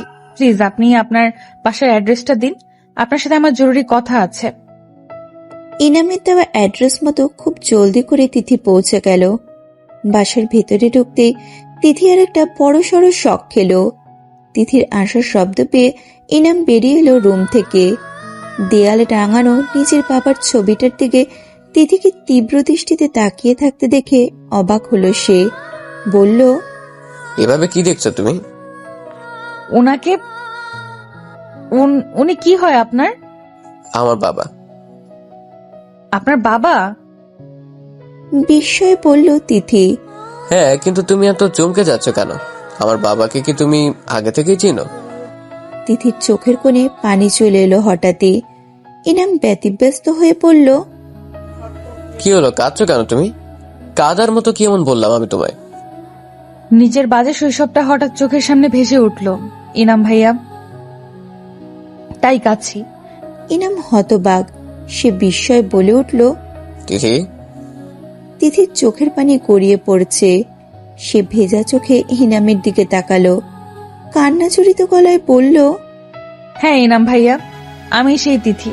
তোমার বাবার ষড়যন্ত্রের শিকার হয়ে যে তিথিকে রাজকন্যা হয়েও এতিমখানায় বড় হতে হয়েছে, সেই ছোট্ট তিথিটাই আমি। মনে আছে তোমার আমার কথা? মনে আছে ওই ছোট্ট তিথিটার হারিয়ে যাওয়ার কথা? ইনাম হঠাৎই ধপ করে ফ্লোরে বসে পড়ল।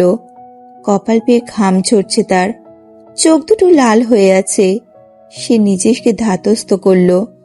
তিথির দিকে ফিরে তাকালো। তিথি কাঁদছে, ইনামেরও কান্না পাচ্ছে।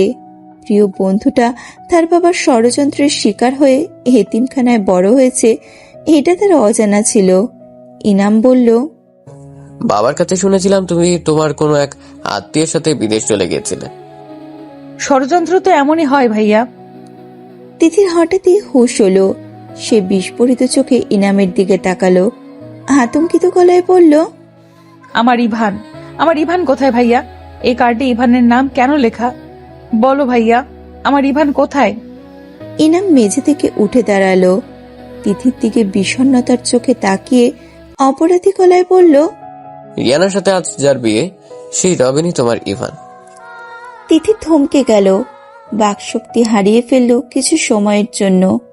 সারা শরীরটা যেন তার পাথরে পরিণত হয়ে গেছে। ইনাম ভেজা গলায় তিথিকে ডাকলো।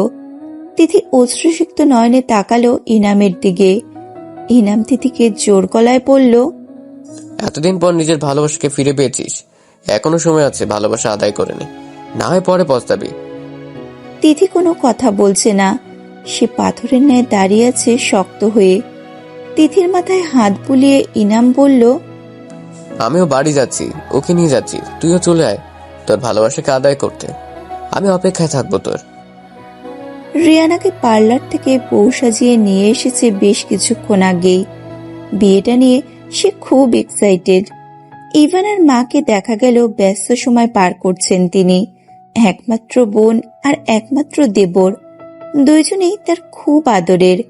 প্রথম অবস্থায় রিয়ানার মতের বিরুদ্ধে থাকলেও পরে তিনিও রাজি হয়েছেন এ বিয়েটায়, এবং প্রচন্ড খুশিও তিনি। রিয়ানার চারপাশে মানুষজন ভিড় করে দাঁড়িয়ে আছে। কিছুক্ষণ পর তার বিয়ে। রিয়ানার বান্ধবীরা ওকে নিয়ে মজা করছে, বেশ মজাই পাচ্ছে রিয়ানা। বেশ কিছুক্ষণ পর রিয়ানার মনে হলো তিথি আসেনি। সে তার বোনকে ডাকলো। রিয়ানার ডাক পেয়ে ইভানার মা দ্রুত পায়ে সেখানে এসে বললেন, কিছু বলবি? তিথি এলো না যে এখনো? ইভানার মা কিছুটা দুশ্চিন্তাগ্রস্ত হয়ে বললেন, হ্যাঁ তাই তো, কাজের চাপে ভুলে গেছিলাম ওর কথা। তুই চিন্তা করিস না, ও যখন বলেছে আসবে তো আসবেই। বড় লক্ষ্মী একটা মেয়ে দিদি, কথা দিয়ে কথার খেলাপ করবে না সে। ইভানার মায়ের কথায় রিয়ানা মাথা নাড়িয়ে সায় জানালো। বেশ অনেকক্ষণ হয়ে গেছে, বিয়ের সময়ও হয়ে যাচ্ছে, কিন্তু রবিনকে এখনো তৈরি করানো যায়নি। সে এখনো আপসেট হয়ে নিজের রুমের দরজা বন্ধ করে বসে আছে। রবিনের বড় ভাই সহ কিছু বন্ধু বান্ধব বেশ খানিক সময় ধরে তাকে ডেকেই চলেছে অবিরাম। সে ডাক যেন রবিনের কান পর্যন্ত গিয়ে পৌঁছাচ্ছে না। রবিন হতভম্ব। বারবার মনে হচ্ছে সে নিজেকে ঠকাচ্ছে, প্রিয় মানুষটিকে ঠকাচ্ছে। যদি কখনো সে ভালোবাসার দাবি নিয়ে ফিরে আসে, সেই দিন রবিন তার কাছে কি জবাব দেবে? রবিনের চোখ দুটো লাল বর্ণ ধারণ করেছে ততক্ষণে। চোখ দিয়ে আগুনের ফুলকি ঝরছে। না পারছে বিয়েটা করতে, আর না পারছে বিয়েটা ভেঙে দিতে। সেই ছোটবেলায় মা মারা গেছে, তারপর থেকেই এ ভাই তাকে বড় করেছে, মানুষের মতো মানুষ করে তৈরি করেছে, সমস্ত আবদার পূরণ করেছেন তিনি। আর ভাবি, মায়ের আদর কাকে বলে সেটা তো ভুলেই গেছিল সে। এই ভাবি তাকে মায়ের আদরে বড় করেছে। কি করে এই ভাবিকে কষ্ট দেবে সে? ওদেরকে সুখী করতে নিজের সুখটাকে বিসর্জন দিতে হচ্ছে আজ। রবিন দুই হাতে মাথা চেপে ধরল। ইচ্ছে করছে গলা ফাটিয়ে চিৎকার করুক, ঘরের জিনিসপত্র ভাঙচুর করুক, কিন্তু না, পারছে না সে। রবিন যখন পুরনো স্মৃতিচারণে ব্যস্ত, তখনই খুব জোরে একটা শব্দ হলো। তাতে ঘোর ভাঙল রবিনের। রক্তবর্ণ চক্ষু নিয়ে সে তাকালো দরজার দিকে। দরজাটা ততক্ষণে ভেঙে নিচে পড়ে আছে। ভাঙা দরজাটি নিয়ে ওর ঘরে ওর ভাই ধীর পায়ে এগিয়ে আসলো রবিনের কাছে। রবিন অসহায় ভরা চাহনিতে তাকিয়ে আছে তার ভাইয়ের পানে। বড় ভাই রবিনের পাশে বসলো, পিঠে হালকা চাপড় দিয়ে মৃদু গলায় বলল, তোর মনের কষ্টটা আমি বুঝতে পারছি রবিন, কিন্তু আর কতকাল তুই এইভাবে বসে থাকবি বল? তোরও তো নিজের একটা জীবন আছে, জীবনটাকে সুন্দর করে এগিয়ে নিয়ে যাও, অধিকার তোর আছে। সে যদি আসার হতো তাহলে অনেক আগেই চলে আসতো। ইনফ্যাক্ট সে তোকে এভাবে রেখে চলে যেত না। মামা তো বলেছিলেন, তিনি ওকে অনেক বুঝিয়েছিলেন বিদেশে না যাওয়ার জন্য, কিন্তু সে তো মামার কোনো কথাই কানে তুলেনি। নিজের চিন্তা মাথায় নিয়ে সে চলে গেছে, একবারও ভাবিনি তোর কথা। তাহলে তুই কেন খামোখা তোর জীবনটা এভাবে নষ্ট করবি বল? রবিন শক্ত গলায় বলল, মামাকে আমি বিশ্বাস করি না ভাইয়া, আর না করি তার বলা কথাকে। ওর ভাই ওকে আবারও মাথায় হাত বুলিয়ে বলল, খামোখা মামার ওপর রেগে আছিস তুই। মামা কেন আমাদের সাথে মিথ্যা বলে বল? এতে ওনার কি স্বার্থ থাকতে পারে? স্বার্থের কথা আমার জানা নেই, শুধু জানি উনি ওর সাথে নিশ্চয়ই খারাপ কিছু করেছেন। মানুষটা মারা গেছে রবিন, দোহাই লাগে, তাকে নিয়ে আর কোনো উল্টাপাল্টা কথা বলিস না। রবিন চোখ সরিয়ে নিল অন্যদিকে। কান্না পাচ্ছে খুব, তবে সে তো ছেলে মানুষ, কান্না করা যে ছেলেদের জন্য বারণ। বড় ভাইয়ের অনেক অনুরোধের পর রবিন রাজি হলো তৈরি হবার জন্য। বিয়ের আয়োজন করা হয়েছে ছাদের ওপর, একপাশে স্টেজ বাঁধা হয়েছে। রিয়ানা আর রবিনকে স্টেজে পাশাপাশি বসানো হয়েছে। রিয়ানার মুখটা যতটাই হাস্যোজ্জ্বল, রবিনের মুখটা ততটাই কালো আধারে ছেয়ে আছে। রিয়ানা কিছুক্ষণ পরপর রবিনের দিকে ফিরে তাকাচ্ছে, হয়তো মনে মনে চাইছে রবিন একবার তাকে দেখুক। কাজী সাহেব কাবিন লেখা শুরু করেছেন, লেখা শেষ হলেই বিয়ে পড়ানো হবে। ইনামকে দেখা গেল, সেও হাতে হাতে কাজ করছে। রিয়ানার চোখে পড়ল সেটা। ইনাম বেশ হাসি খুশি আজ, মনে কিছুটা খটকা লাগলো রিয়ানার। সে তো রিয়ানাকে পছন্দ করত, ভালোবাসত খুব। আজ তো তার দেবদাস হয়ে ঘুরে বেড়ানোর কথা ছিল, কিন্তু না, সে তো যথেষ্ট স্বাভাবিক। এর মধ্যে ইনামের নজর এলো রিয়ানার দিকে। রিয়ানাকে নিজের দিকে তাকিয়ে থাকতে দেখে মুচকি হাসল সে। রিয়ানা বিস্ময়ের সাথে সাথে চোখ সরিয়ে নিল। ইনাম আবারও স্মিত হাসল। গুটি গুটি পায়ে এগিয়ে চলেছে তিথি। পুরোটা শরীর কাঁপছে তার, চোখ বেয়ে পানি ঝরছে, পা দুটো সামনে এগোতে চাইছে না। জোর করে সিঁড়ি বেয়ে উপরে উঠেছে সে। প্রায় অনেকটা সময় ওঠার পর অবশেষে ছাদে এসে পৌঁছালো সে। তিথি সামনে এগোচ্ছে, অনেক মানুষ সেখানে, সবাই যার যার কাজে ব্যস্ত। হাঁটতে হাঁটতে তিথি স্টেজের কাছাকাছি পৌঁছে গেল। রবিনকে বসে থাকতে দেখলো রিয়ানার ঠিক পাশেই। আবারও বুক চিরে কান্না আসছে তার। এই সেই মানুষ যাকে সে এতটা বছর খুঁজে বেরিয়েছে, এই সেই মানুষ যে তার হৃদয় মাঝারে এতটা কাল বসত করে এসেছে। তিথির গাল বেয়ে দুফোঁটা পানি গড়িয়ে পড়ল। এতটা দিন তাকে দেখে আসছে সে, গুণাক্ষরেও টের পায়নি সেই তার মনের মানুষ। আজ যখন জানলো তখন সব শেষ হওয়ার পথে। রবিনের মুখ পানে তাকালো তিথি, ফিরে গেল কিছুটা সময়ের জন্য অতীতে। গাড়ি দুর্ঘটনায় মারা যায় তিথির বাবা মা। ভাগ্যক্রমে তিথিও সেই গাড়িতে থাকা সত্ত্বেও বেঁচে যায় সেই দিন। তার বাবা ছিল একা, ওনার ছিল না কোনো ভাই, তাই তিথির নিজের বলতে ছিল না কেউই। নানুর বাড়িতে এক মামা ছিল, সেও ছিল সৎ মামা। মামা তিথির প্রতি কিছুটা টান থাকলেও মামির দুই চোখের বীজ ছিল সে। ঠাঁই হয়নি সেখানেও। শেষে এহসানুল হক সাহেব তিথিকে নিলেন ঠিকই, তবে তিথিকে মানুষ করার জন্য নয়, ওর বাবার সম্পত্তি হাতানোর জন্য। রবিনের বাবা ছিল নেশাখোর, প্রতিনিয়ত মারধর করত ওর মাকে। একসময় অত্যাচার অনাচার সহ্য করতে না পেরে তিনিও মারা যান। নেশাখোর বাবা রবিনের কোনো খেয়ালই নিতেন না, ঠিকমতো খাবার দিত না। রবিনের বড় ভাই তখন যথেষ্ট বড় ছিল, একটা ছোটখাটো চাকরি করত শহরে। রবিনেরও আশ্রয় হয় এহসানুল হকের বাড়িতে। আপন ভাগ্নের প্রতি ওনার ছিল অগাধ টান, নিজের ছেলের মতোই ভালোবাসতেন তিনি রবিনকে। যেদিন তিথিও ও বাড়িতে প্রথম যায়, রবিন আগে থেকেই সেইখানে ছিল।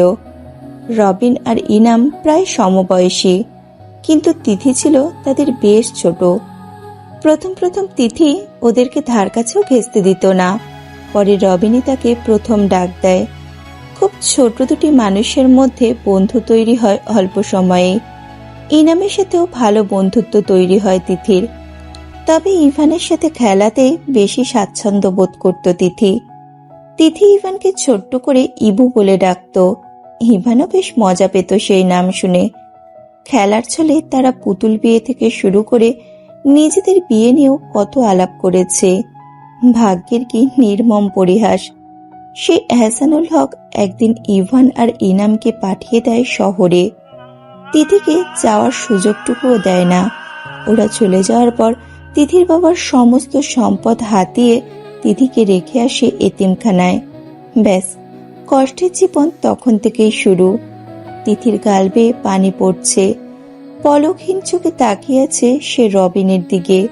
হঠাৎই ইনামেরটাকে ঘোর ভাঙে তার। চলে এসেছো তিথি? তিথি নামটা শুনে চমকে তাকায় রবিন। রিয়ানাও তাকায় সেই দিকে। তিথি দু চোখ ভরা পানি। ইভানার মা কোত্থেকে এসে ব্যস্ত গলায় তিথিকে বলে, এত করে তোমার আসার সময় হলো দিদি, সে কখন থেকে অপেক্ষায় আছে তোমার। তিথি কথা বলল না কোনো। ইভানার মা হঠাৎই ঘাবড়ে গিয়ে বলল, কি হয়েছে তিথি, কাঁদছো কেন? তিথি সেদিকে প্রক্ষেপ না করে আবারও রবিনের দিকে তাকালো। রবিনের নজর এলো এবার তিথির হাতের দিকে। হঠাৎই সে বসা থেকে উঠে দাঁড়ালো, চোখে মুখে বিস্ময়। সে বড় বড় করে পা ফেলে কিছুটা দৌড়ানোর মতো করে এগিয়ে এলো তিথির কাছে। রিয়ানা সহ বাকিরা অবাক হয়ে তাকিয়ে আছে রবিনের দিকে। তিথির কাছে এসে ছো মেরে তিথির হাত থেকে সেই পুতুলটা ছিনিয়ে নিল। বিস্মিত গলায় ব্যতিব্যস্ত হয়ে সে বলতে লাগলো, এটা এটা কোথায় পেলে তুমি? তিথি রবিনের দিকে তাকিয়ে আছে, নিঃশব্দে চোখের পানি ফেলছে সে। রবিন আবারও পাঁচখাই গলায় বলল, কি হলো, কথা বলছো না কেন তুমি? প্রশ্ন করছি তোমায়, এটা পেলে কোথায়? তিথি এবারেও নিশ্চুপ। রবিনের যেন তর সইছে না। সে তিথির দুবাহুতে খানিক চেপে ধরে চেঁচিয়ে উঠল, তোমার সমস্যাটা কোথায়? আমি প্রশ্ন করছি তো, পেলে কোথায় এটা? তিথি শব্দ করে কেঁদে উঠল এবার। রবিন চমকে তিথির বাহু ছেড়ে দিল। কিছুটা সময় হতভম্বের মতো তাকিয়ে রইল তার দিকে। এরপর মলিন গলায় বলল, তুমি আমার তিথি তাই না? সেই হারিয়ে যাওয়া তিথি যে আমাকে ছেড়ে অনেক দূরে চলে গেছিলে। বিয়ে বাড়িটা মুহূর্তে অন্যরকম হয়ে গেল। রিয়ানা অবাক হয়ে তাকিয়ে আছে রবিন আর তিথিকে। ইভানার মাও হতবাক। রবিনের বড় ভাই আকরাম, সেও ততক্ষণে অবাকের চূড়ান্ত সীমায় পৌঁছে গেছেন। কিছুটা সময় নির্বাক সময় পার করার পর রবিন হঠাৎই বলে উঠল, কেন চলে গেছিলে তুমি আমায় ছেড়ে? তিথি কান্না বিচলিত গলায় বলল, ইভু। রবিন এবার প্রচন্ড হুঙ্কারে চিৎকার করে বলে উঠল, আমার কথার উত্তর কেন দিচ্ছ না তুমি? কেন ছেড়ে গেছিলে আমায়? তিথি কিছু বলার মতো ভাষা খুঁজে পাচ্ছে না। এই মুহূর্তটা তাকে পাথরে পরিণত করে তুলেছে। আকরাম চৌধুরী এগিয়ে এলেন এবার। তিথির মুখোমুখি দাঁড়িয়ে ভারী গলায় বললেন, তুমি তো আমার ইভানার টিচার তাই না? তিথি নত দৃষ্টি করে মাথা নাড়ালো। তিনি আবারও বললেন, আমরা তো জানতাম তুমি তোমার কোনো আত্মীয়ের সাথে বিদেশ চলে গেছিলে, তা ফিরলে কবে? আর ফিরছই যখন, এতদিন নিজের পরিচয় কেন গোপন করে রেখেছো? তিথি এ কথার কোনো উত্তর দিল না, কিন্তু ঠোঁটজোড়া থরথর করে কাঁপতে লাগলো তার। এমন সময় ইনাম পিছন থেকে বলে উঠল, ও কোথাও যায়নি। ইনামের কথায় রবিন আর আকরাম দুইজনেই পেছনে ফিরে তাকালো। ইনাম ওদের কাছে এগিয়ে এসে অপরাধী গলায় বলল, এতদিন রবিন যখন আমার বাবার উপর রেগে থাকতো খুব খারাপ লাগতো আমার। বুঝে আসতো না ওর রেগে থাকার কারণ। ভাবতাম বিনা কারণে সে আমার বাবাকে খারাপ জানে, কিন্তু বিনা কারণ নয়, যথেষ্ট কারণ ছিল। মানে? বিস্ময় বলল আকরাম। ইনাম রবিনের দিকে তাকালো, এরপর তিথির দিকে চোখ ফিরিয়ে বলল, ও বিদেশে নয়, এতিমখানায় ছিল এতদিন। আর ওকে এতিমখানাতে আমার বাবাই পাঠিয়েছিল, শুধুমাত্র ওর বাবার সম্পত্তির জন্য। চারিদিকে থমথমে ভাব। তিথি দাঁড়িয়ে আছে, ওকে ধরে আছে ফারিন। রিয়ানা বিস্ময় হয়ে এগিয়ে এসেছে রবিনের পাশে। সবকিছু মাথার উপর দিয়ে যাচ্ছে তার, তবে এতটুকু বুঝতে পেরেছে রবিন তাকে এতদিন এই তিথির জন্যই ইগনোর করত। রিয়ানা রবিনের দিকে তাকালো, বলল, আমার বিয়েটা কি হবে না? রবিন রাগে চোখে রিয়ানার দিকে তাকালো। এরপর কোনো কথা না বলে হ্যাচকাটানে তিথিকে টেনে নিল নিজের কাছে। তিথি হতবাক। রবিন তিথিকে জড়িয়ে ধরে রিয়ানার দিকে তাকালো, শক্ত গলায় বলল, বিয়েটা হবে, তবে তোমার সাথে নয়, তিথির সাথে। তিথি হাউমাউ করে কেঁদে দিল এবার। এতদিনের বাদ আজ ভেঙে গেছে। রবিন তিথিকে নিজের সাথে চেপে ধরেই ভাই আর ভাবির দিকে তাকালো, প্রশ্ন করলো, তোমাদের কোনো আপত্তি আছে? আকরাম সাহেব কিছু বলার আগে ইভানার মা বলল, মোটেও না, বরং ওর মতো একটা মেয়েকে নিজের যা হিসেবে পাওয়াটা তো আমার জন্য ভাগ্যের ব্যাপার। রিয়ানা বেজায় রেগে গেল এবার। চিৎকার করে বলে উঠল, তোমাদের সবার মাথা খারাপ হয়ে গেছে। আজ আমার বিয়ে, এমনটা কি করে করতে পারো তোমরা? রিয়ানার প্রশ্নের জবাবে ওর বোন বলল, তোর সুখের কথা চিন্তা করে ওদের দুজনের জীবনটা তো আর নষ্ট করে দিতে পারি না। রিয়ানা নীরব।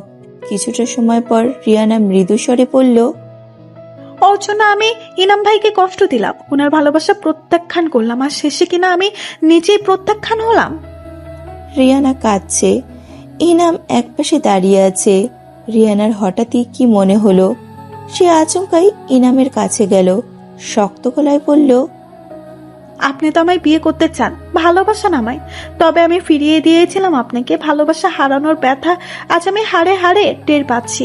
আজ বুঝতে পারছি আপনি কতটা কষ্ট পেয়েছেন। আপনার কষ্টের অবসান ঘটাতে চাই আমি। চলুন আমরা এই স্টেজেই বিয়ে করব। রিয়ানার কথায় প্রথমে অবাক হলেও পরে মৃদু হাসল ইনাম। ঠান্ডা মাথায় মুখে হাসি টেনে মৃদু স্বরে বলল, ও Riyana, I am so sorry.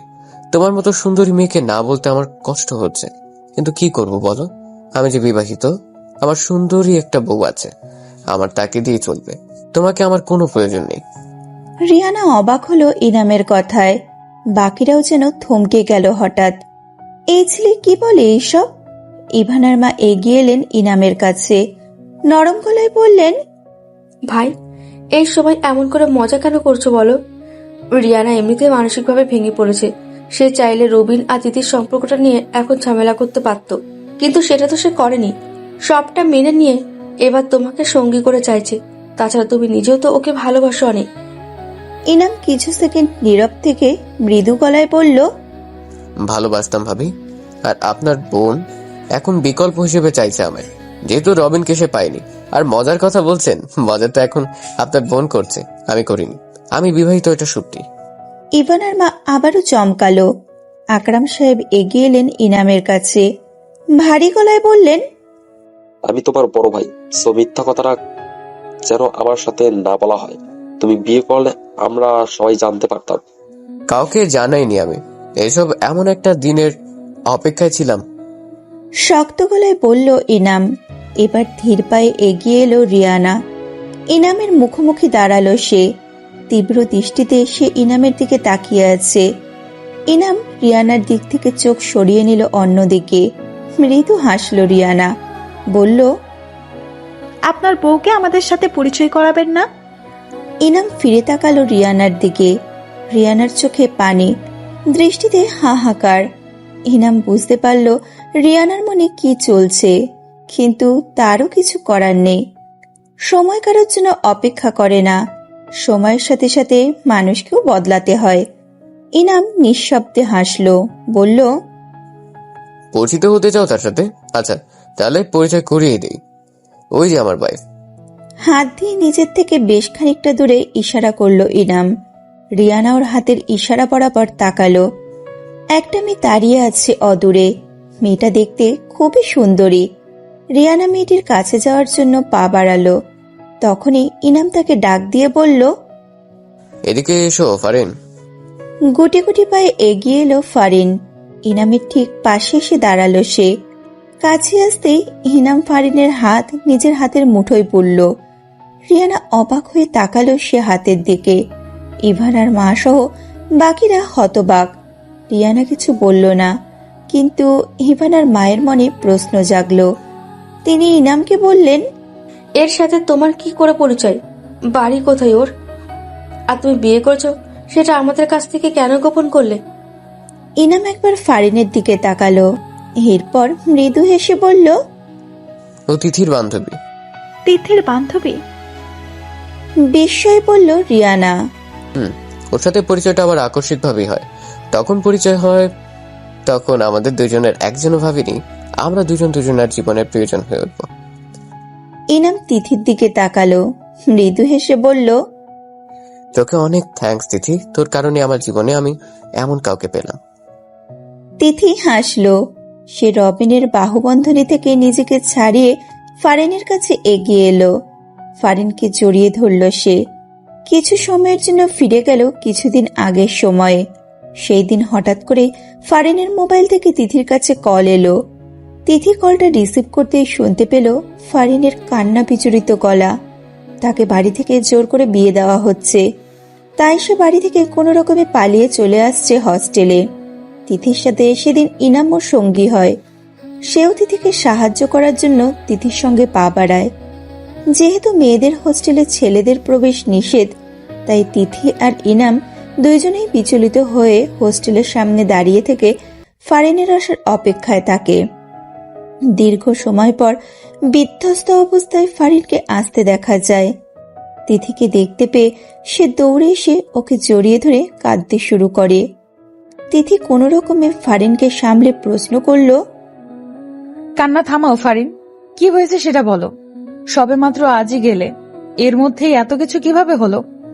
Farin কান্নার জন্য কথাও বলতে পারছে না, তবু অনেক কষ্টে নিজেকে সামলে বলল, তুমি বোধহয় জানো না তিথি, আমার আপন মা নেই, ঘরে সৎ মা। তবে অন্যান্য সব সৎ মায়ের মতো তিনি আমাকে এত এত অত্যাচার করতেন না। আমার বাবা সহজ সরল মানুষ, কৃষি কাজ করেন, অনেক কৃষির জমি আছে আমাদের, সেগুলো দিয়েই আমাদের সবগুলো খরচ সুন্দরভাবে হয়ে যায়। আজ ভোরে যখন বাবার কল পেলাম, বললেন তাড়াতাড়ি বাড়ি যাওয়ার জন্য, আমি ভাবলাম হয়তো আমাকে ওনাদের দেখতে ইচ্ছে হচ্ছে, কিন্তু না। ফারিন আবারও কান্নায় ভেঙে পড়ল। তিথি ওকে সামলে বলল, কান্না কোনো সমাধান নয় ফারিন, কান্না থামাও। তারপর কি হলো সেটা বলো। গিয়ে দেখলাম বাড়ি ভরা মেহমান। খুব অবাক লাগলো আমার কাছে। মায়ের কাছ থেকে জানতে চাইলে তিনি বললেন আমার বিয়ে। জানো তিথি, বিয়ের কথা শুনে অবাক হয়েছিলাম ঠিকই, তবে এতটাও খারাপ লাগেনি। পরে যখন জানলাম যার সাথে আমার বিয়ে হচ্ছে সে আমার চেয়ে 3 গুণ বয়সী একজন পুরুষ মানুষ। এর আগে ওনার 2টো বিয়ে হয়েছিল, কিন্তু একটাও টেকেনি। এই লোকের টাকা পয়সা অনেক, তাই মা আমাকে জোর করে সেখানে বিয়ে দিতে চাইছে। ফারিন আবারও কান্না করছে। তিথি অবাক হয়ে বলল, তোমার বাবা কিছু বলেনি? আমি তো আগেই বলেছি, বাবা আমার সহজ সরল মানুষ। মা যেভাবে বাবাকে বুঝিয়েছে বাবা সেভাবেই বুঝেছে। আমি অস্বীকার জানাই এই বিয়েতে। পরে মায়ের আসল রূপ বেরিয়ে আসে। উনি আমাকে অনেক খারাপ খারাপ কথা শোনাচ্ছিল। আমার ছোট সৎ ভাই আছে, সে আমার চেয়ে বয়সে ছোট হলেও এমনিতে বড় হয়ে গেছে। সেও আমার উপর হাত তুলেছে। জানো তিথি, দেখো দেখো, ওর মারের দাগগুলো এখন আমার গালে আর গায়ে আছে। তিথি খেয়াল করলো ফারিনের গালে সত্যি আঙুলের ছাপ স্পষ্ট। ফারিন কাঁদতে কাঁদতে বলল, আমি কোনোভাবে পালিয়ে এসেছি তিথি, কিন্তু মনে হয় না বেঁচে যাব। ওরা এখান থেকেও আমাকে ধরে নিয়ে যাবে, আমি নিশ্চিত। ফারিনের কান্না দেখে চিন্তায় পড়ে গেল তিথি। কি করা যায় সেটা তার মাথাতেও আসছে না। এতক্ষণ ইনাম চুপচাপ দাঁড়িয়ে সব কথা শুনছিল, এবার মুখ খুলল সে। তোমরা যদি কিছু মনে না করো তবে আমি ওকে সাহায্য করতে পারি। ইনামের কথায় তিথি তাকালো। ফারিনও এবার বিস্ময়ে তাকালো তার দিকে। এতটা সময়ের মধ্যে একবারও ইনামের দিকে তাকায়নি সে। ইনফ্যাক্ট ওর অস্তিত্বেরও সে টের পায়নি। হয়তো বেশ টেনশনে ছিল তাই। তিথি প্রশ্ন করল, কিভাবে সাহায্য করবেন আপনি? আমার একটা ছোট্ট বাসা আছে যেটাতে আমরা কেউই থাকি না, ম্যাক্সিমাম সময় ভাড়াই দেওয়া থাকে। কিছুদিন আগে বাসাটা খালি হয়েছে, যদি তোমরা চাও তো ও সে বাসাতেও থাকতে পারে। চাইলে তুমিও থাকতে পারো তিথি। বর্তমানে এখানে চাইতে ওই বাসাটা তোমার বন্ধুর জন্য সেফ হবে। তিথি কিছু বলতে যাবে তার আগে ফারিন বলল, উনি কে তিথি? তিথি মৃদু হেসে বলল, ধরে নাও আমার ভাই, কিংবা বন্ধুও বলতে পারো। সে যাই হোক, সবচেয়ে বড় কথা উনি একজন ভালো মনের মানুষ। এবার তুমি ডিসাইড করো, তুমি কি ওনার অফারটাতে রাজি হবে? ফারিন বেশ কিছুক্ষণ কি যেন ভাবলো, এরপর বলল, বর্তমানে আমার একটা সেফ জায়গার খুব প্রয়োজন। আমি রাজি দিথি না, তা না হলে ওরা আমাকে ধরে নিয়ে গিয়ে ওই বুড়ার সাথে বিয়ে দিয়ে দেবে। ফারিন আবারও কাঁদতে শুরু করলো। ইনাম বলল, তাহলে চলো আমার সাথে। জিনিসপত্র? তিথি প্রশ্ন করলো ইনামকে। ইনাম হাসি মুখে বলল, সে পরেও নিতে পারবে, আর তাছাড়া ওখানে কোনো কিছুরই অভাব নেই। তোমাদের প্রয়োজনীয় সব পাবে সেখানটায়। তাও তো হোস্টেলে তোমাদের পার্সোনাল জিনিস থাকতে পারে, আর হোস্টেল ছাড়তে হলে নিশ্চয়ই কিছু ফর্মালিটি পূরণ করতে হবে। আগে ওকে সেখানে গিয়ে রেখে এসো, বাকিগুলো না হয় পরেই করবে। তিথি ভাবলো এটাই করা ঠিক হবে। কখন কি ফারিনের খোঁজে চলে আসে তার তো কোনো ঠিকানা নেই। ওরা সবেমাত্র পা বাড়ালো ইনামের সেই বাসায় যাওয়ার জন্য। ঠিক তখনই ফারিন থমকে দাঁড়িয়ে পড়ল। ওকে দাঁড়াতে দেখে বাকিরাও দাঁড়িয়ে গেল। তিথি অবাক হয়ে বলল, দাঁড়ালে কেন ফারিন? ফারিনের চোখে মুখে ভয়। সে আতঙ্কে তিথিকে সামনের দিকে দেখতে বলল। তিথি সামনে তাকিয়ে দেখলো একটা পাতলা দেহের লম্বা ছেলে আর তার সাথে কিছু লোক সামনে দাঁড়িয়ে আছে। তিথির বুঝতে বাকি রইল না এরা ফারিনকে নিতে এসেছে। ফারিন ভয়ে তিথির পিছনে গিয়ে দাঁড়ালো। সেই হ্যাংলা পাতলা গোছের ছেলেটা হঠাৎই রাগান্বিত গলায় বলল, আমাকে মান ইজ্জত মাইরে তুই এখানে আয় লুকাইছস? হ্যাঁ, মনে করছস তোরা আমরা নিতে পারবো না? ভুল করছস, তুই বড্ড ভুল করছস। ভালোই ভালোই আয়া পর আমাকে লগে, ওরা এখনো তোরে বিয়ে করতে রাজি আছে। ফারিন ভয়ার্ত গলায় বলল, আমি বিয়ে করব না, তোরা চলে যা এখান থেকে। যাবো তো ঠিকই, তবে তোরে নিয়েই যাবো। ছেলেটা এগিয়ে এলো ফারিনের দিকে। ফারিন এক পা দুপা করে পেছনে যেতে লাগলো, কিন্তু লাভ হলো না। ছেলেটা একসময় ধরেই ফেলল ওকে। তিথি বিস্ময়ে দাঁড়িয়ে রইল, হতভম্বের মতো তাকিয়ে রইল সেই দিকে। তার মাথায় কিছুই আসছে না এই মুহূর্তে। এক পর্যায়ে নড়ে চড়ে উঠল তিথি। তার চোখের সামনে দিয়ে টেনে হিঁচড়ে নিয়ে যাচ্ছে ফারিনকে। ফারিন নিজেকে ছাড়ানোর সর্বোচ্চ চেষ্টা করেই যাচ্ছে। তিথি এইবার খপ করে ধরল ফারিনের হাতটা। ছেলেটা রাগে চোখে তাকালো তিথির দিকে, কড়া গলায় বলল, ওর হাতটা ছাড়া দেন কইলাম। তুমি আগে ওর হাত ছাড়ো, কেন জোর করছো ওকে? শোনেন, এটা আমাকে নিজেদের ব্যাপার। আপনি বাইরের মানুষ, বাইরের মানুষের মধ্যে থাকেন, আমাকে কাজে নাক গলায়েন না। ছেলেটা তিথির হাতটা একটা ঝাঁকি দিয়ে সরিয়ে দিল। ফারিনকে আবারও টেনে নিয়ে যেতে লাগলো, কিন্তু দুপা এগোতেই ছেলেটা দাঁড়িয়ে পড়ল। কেন যেন সে সামনে এগোতে পারছে না। ছেলেটা বিস্ময়ে পেছনে তাকাতেই দেখলো ফারিনের হাতটা ইনাম ধরে আছে। ছেলেটার মেজাজ আবারও বিগড়ে গেল। সে ফারিনের হাত ধরে টানতে লাগলো, কিন্তু ছাড়াতে পারছে না। অবশেষে সে বলল, আপনি কেনা আমার বোনের হাত আপনি কেন ধরে রাখছেন? ইনাম মৃদু হাসলো।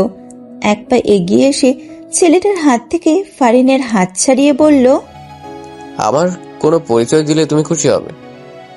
ছেলেটা নাকি স্বরে বলল, আমার দেরি হয়ে যেতেছে, কোথায় ঝামেলা করেন না কইলাম। আপনার পরিচয় জানানোর ইচ্ছা আমার নাই। আমার বোনের হাত ছাড়েন। যদি না ছাড়ি? তাই ওর বিয়ে ভেঙে যাইব। ওর বিয়ে ভাঙলে সমাজে আমাকে মান সম্মান যাইব, মানুষের সামনে মুখ দেখাইতে পারব না। তোমাদের সম্মানের যদি এতই প্রয়োজন হয়, তবে ভালো কোনো পাত্র দেখেও তো তোমার বোনকে বিয়ে দিতে পারো। এভাবে বুড়ো মানুষের কাছে কেন দিচ্ছ? এটা আমাকে ব্যাপার, এত কিছু আপনার কাছে কেন কমু? ছেলেটা আবারও ফারিনের হাত ধরে টানতে লাগলো। এখন ওর আরেকটা হাত ইনামের হাতে বন্দি। ছেলেটা এবার মেজাজ ঠিক রাখতে না পেরে বলল, আপনি এমন কেন করতেছেন? ওর বিয়ে ভাঙলে তার দায়ভার কি আপনি নেবেন? এরকম কোনো ভালো ঘরে আমার বোনের বিয়ে দিতে পারবেন আমরা? ইনাম এবার নড়ে চড়ে দাঁড়ালো। কিছু সেকেন্ড নিয়ে ফারিনের মুখের দিকে তাকালো। মেয়েটার মুখটা ভয়ে চুপসে আছে, ভয়ে কাচুমাচু করছে সে। ইনাম এক দুই না ভেবে বলল, যদি ওর চেয়েও ভালো ঘরে তোমার বোনের বিয়ে হয় তো? আগে এর চেয়ে ভালো করে সন্ধান পাই, তারপর দেখা যাব। ইনাম মুচকি হাসলো। ফারিনের দিকে তাকিয়ে গম্ভীর গলায় বলল, আমায় বিয়ে করতে তোমার কোনো আপত্তি আছে? ফারিন বিস্ময়ে তাকালো ইনামের দিকে। ইনাম যথেষ্ট ধনী, তার উপর দেখতে সে অনেক হ্যান্ডসাম। এমন একজন সুদর্শন ছেলে যে কোনো মেয়েরই প্রত্যাশা। কিন্তু এমন পরিস্থিতিতে ফারিনের কাছে এটা একটা সান্ত্বনা বাক্যের মতোই শোনালো। ফারিন বলল, প্লিজ, আমি এমনিতেই মানসিক চাপের মধ্যে আছি, তারপর আপনি আর চাপ বাড়িয়ে দেবেন না। সান্ত্বনা দেবার হলে অন্যভাবে দেন, এভাবে মজা করার সময় এটা না। ইনাম ফারিনকে আর কিছু না বলে তিথির দিকে তাকালো, বলল, তোমার বন্ধুকে নিয়ে আমার সাথে এসো তিথি, আমরা আজই রেজিস্ট্রি করে বিয়ে করব। ইনামের কথায় আবারও চমকালো ফারিন। তিথি বিস্ময়ে পড়ল, আপনি কি সত্যি ওকে বিয়ে করতে চান? ইনাম ভারী গলায় পড়ল, এই মুহূর্তে নিশ্চয়ই আমি মজার চলে আছি না? তিথি বুঝতে পারল ইনাম সিরিয়াস। সে ফারিনের দিকে তাকিয়ে বলল, তোমার কি কোনো আপত্তি আছে? ফারিন অসহায় চোখে একবার সামনে দাঁড়িয়ে থাকা ভাই আর বাড়ির অন্যদের দিকে তাকালো। এরা দাঁড়িয়ে আছে ফারিনকে নিয়ে গিয়ে বুড়োটার সাথে বিয়ে দেওয়ার জন্য। ফারিন হঠাৎই কাঁদতে লাগলো। তিথি এক হাতে জড়িয়ে ধরল তাকে। ফারিন কান্না বিচলিত গলায় বলল, আমি ওই দুটো বিয়ে করা আঙ্কেলকে বিয়ে করব না। এত কিছুর মাঝেও এই কথাটা শুনে তিথির হাসি পেল। তবু সে সেই হাসিটাকে দমিয়ে ইনামের দিকে তাকিয়ে মৃদু স্বরে বলল, আমার মনে হচ্ছে ওর কোনো আপত্তি নেই, কিন্তু আজ তো অলরেডি সন্ধ্যা হয়ে গেছে, রেজিস্ট্রি কি করে করবেন? ইনাম কিছুক্ষণ কি যেন ভেবে বলল, বিয়েটা তো করা যাবে অ্যাটলিস্ট, পরে সুযোগ বুঝে রেজিস্ট্রি করে নিব। আপাতত তোমরা দুজনে আমার সাথে এসো। ওদের নিয়ে এগিয়ে যাওয়ার পথে ইনাম খেয়াল করলো ফারিনের বাড়ির লোকেরা এখনো দাঁড়িয়ে আছে। ইনাম তীক্ষ্ণ দৃষ্টিতে ওদের দিকে তাকিয়ে রাগী স্বরে বলল, এরপরে যদি তোমাদের মধ্যে কেউ এসে আবারও ঝামেলা করো তাহলে শুনে রাখো, আমার চেয়ে খারাপ কিন্তু আর কেউ হবে না। বাস্তবে ফিরে এলো তিথি। রিয়ানার চোখে পানি ঝরছে এখনো। রবিন তিথির পাশে এসে দাঁড়ালো। ফারিনের হাতটা ইনাম আগের চেয়েও শক্ত করে ধরলো এবার। রিয়ানার দিকে তাকিয়ে মৃদু গলায় বলল, সেদিনই আমরা বিয়ে করেছি যেদিন তুমি আমাকে ফিরিয়ে দিয়েছিলে। এরপর যদিও অনেকগুলো দিন সে হোস্টেলেই থেকেছে, এই বিয়েটার জন্য আমরা কেউই প্রস্তুত ছিলাম না, তাই নিজেদের একটু সময় দিচ্ছিলাম। ধীরে ধীরে আমাদের সম্পর্কটা 10টা কাপলের মতোই স্বাভাবিক হয়ে উঠলো। আমিও নিয়ে আসলাম তাকে আমার কাছে, কাউকে জানেনি, নিজেদের মতো থাকছি, খুব সুখেই আছি আমরা। রিয়ানা আরেকবার ফারিনের মুখের দিকে তাকালো, স্মিত হেসে বলল, you are so lucky girl. ইনামের মতো একজন ছেলেকে স্বামী হিসেবে পাওয়া ভাগ্যের ব্যাপার। যাই হোক, তোমাদের বাকি জীবন সুখের হোক। রিয়ানা এবার রবিনের দিকে ফিরে তাকালো। রিয়ানাকে নিজের দিকে ফিরতে দেখে রবিন চোখ সরিয়ে নিল। রিয়ানা আবারও নিঃশব্দে হাসলো।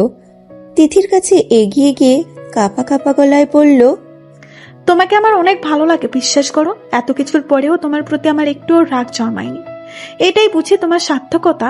আমি জানতাম না রবিনের জীবনে এমন কেউ আছে যাকে সে জীবনের চেয়েও বেশি ভালোবাসে। ইনাম ভাইয়া সেদিন বলেছিল অবশ্য, কিন্তু আমি ভেবেছিলাম সে আমাকে পাওয়ার জন্য রবিনের নামে আমার কাছে উল্টাপাল্টা বলছে। হয়তো আমিও একটু স্বার্থপর হয়ে গেছিলাম, তাই রবিনের সাথে অন্য কাউকে কল্পনাও করতে পারছিলাম না। যাই হোক, যা হয়েছে ভালোর জন্যই বোধহয় হয়েছে। রিয়ানার চোখে পানি টলমল করছে। ইভানার মা এসে রিয়ানাকে ধরল। চিন্তিত হয়ে বলল, তুই ঠিক আছিস রিয়ানা? কান্নার মাঝেও রিয়ানা জোরপূর্বক হাসলো। বোনের দিকে তাকিয়ে মৃদু গলায় বলল, এই আসরে আজ দুটো বিয়ের আয়োজন করো আপু। আমি আজ দুটো বিয়ের আনন্দ উপভোগ করতে চাই। বোনের এমন অবস্থা দেখে ইভানার মায়ের মনটাও খারাপ হয়ে গেল। তবুও তিনি নিজেকে সামলে নিলেন। রিয়ানাকে একপাশ থেকে ধরে বললেন, আল্লাহ তোর কপালে যতটুকু লিখেছেন তুই ঠিক ততটুকুই পাবি, এর চেয়ে বেশিও না কমও না। আর যা হচ্ছে সব আল্লাহর ইচ্ছেতেই হচ্ছে। সবচেয়ে বড় কথা, তুই এই যুগের মেয়ে, তাই সবকিছুকে সহজভাবে নিবি আশা করি। রিয়ানা ইভানার মায়ের দিকে তাকায়, চাহনিতে অসহায়ত্বের ছাপ। রিয়ানা মৃদু হেসে নরম গলায় বোনকে বলল, আমাকে নিয়ে চিন্তা করো না তো আপু, দুটো বিয়ে, সেগুলো সামাল দিতে হবে তো নাকি? চলো আমরা ব্যবস্থা করি। ইভানার মা কিছু বলার আগে আকরাম চৌধুরী বললেন, দুটো বিয়ে কার? বারে ইনাম ভাইয়া আর রবিন ভাইয়ার। রিয়ানা রবিন আর ইনাম দুইজনের দিকেই নজর ফেরালো। ইনাম চট করে বলল, কিন্তু আমাদের তো বিয়ে অনেক আগেই হয়েছে। লুকিয়ে একা একা করিয়েছিলেন, এবারে আমাদের সকলের সামনে করবেন। আজ না হয় আমি আমার সহ্য শক্তি আর ধৈর্য শক্তি দুটোরই পরীক্ষা দিলাম। রিয়ানা আবারও হাসলো। ওর এই হাসির পেছনে যে অগণিত দুঃখ লুকিয়ে আছে সেটা সেখানে উপস্থিত সকলেরই অবগত। তিথি আর ফারিনকে সুন্দর করে সাজানো হয়েছে। হিনাম আর রবিন দুইজনেই শেরবানিতে নিজেদের সাজিয়ে নিয়েছে। কিছুক্ষণ আগ নাগাদ রবিনের মুখে ছিল না কোনো খুশির ছাপ। তবে এই মুহূর্তে পৃথিবীর সবচেয়ে সুখী মানুষ হিসাবে রবিন নিজেকেই দাবি করেছে।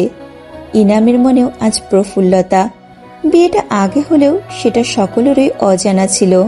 আজ সবাই জানে সেটা। নিজের কাছে নিজেকে বেশ হালকা লাগছে। তিথি আর ফারিনকে একসঙ্গে স্টেজে আনা হলো। ওদেরকে স্টেজে আনতেই রবিন আর ইনাম দুইজনে একসঙ্গে ফিরে তাকালো তাদের দিকে। মুগ্ধ নয়নে তাকিয়ে রইল রবিন। তিথি নিচের দিকে তাকিয়ে বসে আছে, তবে চোখে মুখে স্পষ্ট লাজুকতার ছাপ। রবিনের মুখে মৃদু হাসি। রবিন চোখ ফেরালো। মনে মনে ভাবল, এতদিন কেন তিথির পরিচয়টা সে জানতে পারল না? তাহলে তো আরো আগেই প্রিয় মানুষটাকে নিজের করে পেত। অন্যদিকে ফারিনের দিক থেকেও চোখ ফেরানো দায় হয়ে গেছে ইনামের। মেয়েটাকে আজ এতটা মিষ্টি লাগছে তা বলার বাইরে। সন্ধ্যের আগ নাগাদ দুইজনের বিয়ের কাজই সম্পন্ন হলো। যেহেতু ইনাম ওদের রিলেটিভ, তাই ওদের দুইজনকে এ বাসাতেই রাখা হলো। রাতে থাকার জন্য দুটি বিবাহিত কাপলের জন্য পাশাপাশি রুম চুজ করা হয়েছে। তবে সেই রুমে এখনো তাদের কাউকে ঢুকতে দেওয়া হয়নি। ফারিন আর তিথিকে নিয়ে বসানো হয়েছে রিয়ানার রুমে। অন্যদিকে হিনাম আর রবিন ছন্ন ছাড়ার মতো এইদিক ওইদিক ঘোরাঘুরি করছে। তাদেরকে না দেওয়া হচ্ছে নিজেদের রুমে যেতে, আর না দেওয়া হচ্ছে বউদের সাথে দেখা করতে। উফ, কি ঝামেলাটাই না করছে ওরা। তিথি ঘোমটা টেনে নিঃশব্দে বসে আছে। অন্যদিকে ফারিন মুচকি মুচকি হাসছে। ওর হাসি দেখে অবাক হলো তিথি। খুব আস্তে করেই বলল, হাসছো কেন? বিয়ে করছি সেই হবে, সংসার হয়ে গেছে, কিছুদিন পর বাচ্চা কাচ্চা হবে, আর এখন কিনা বাসরের জন্য বসে অপেক্ষা করছি। ভাবতেই হাসি পাচ্ছে আমার। ফারিনের কথা শুনে তিথিও নিঃশব্দে হাসলো। এমন সময় ইভানা এসে প্রবেশ করলো এই রুমে। তিথির পাশে বসে কিছুটা সময় চুপটি করে বসে রইল সে।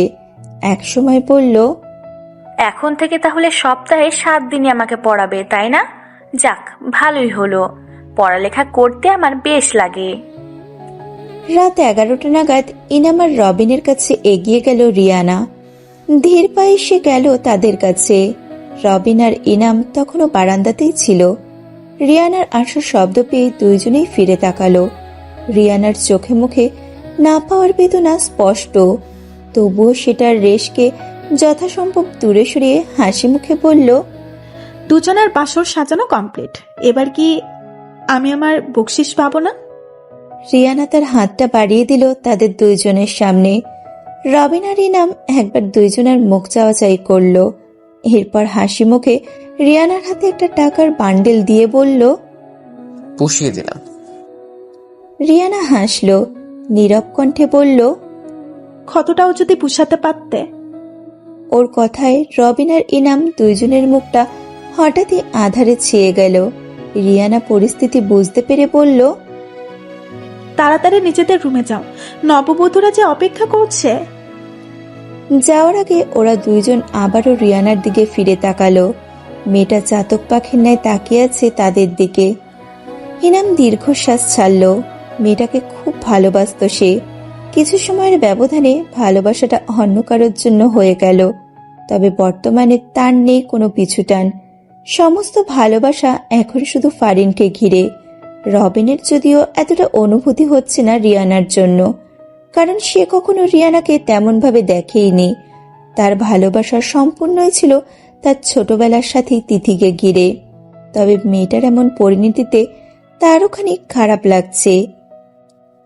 দরজায় ছিটকানি আটকে ভেতরে প্রবেশ করল রবিন। ওর আসার শব্দে মুখ তুলে তাকালো তিথি। ঠোঁটের কোণে তার স্মিত হাসি। রবিন খাটের কাছে এগিয়ে যেতেই তিথি বিছানা ছেড়ে নামলো।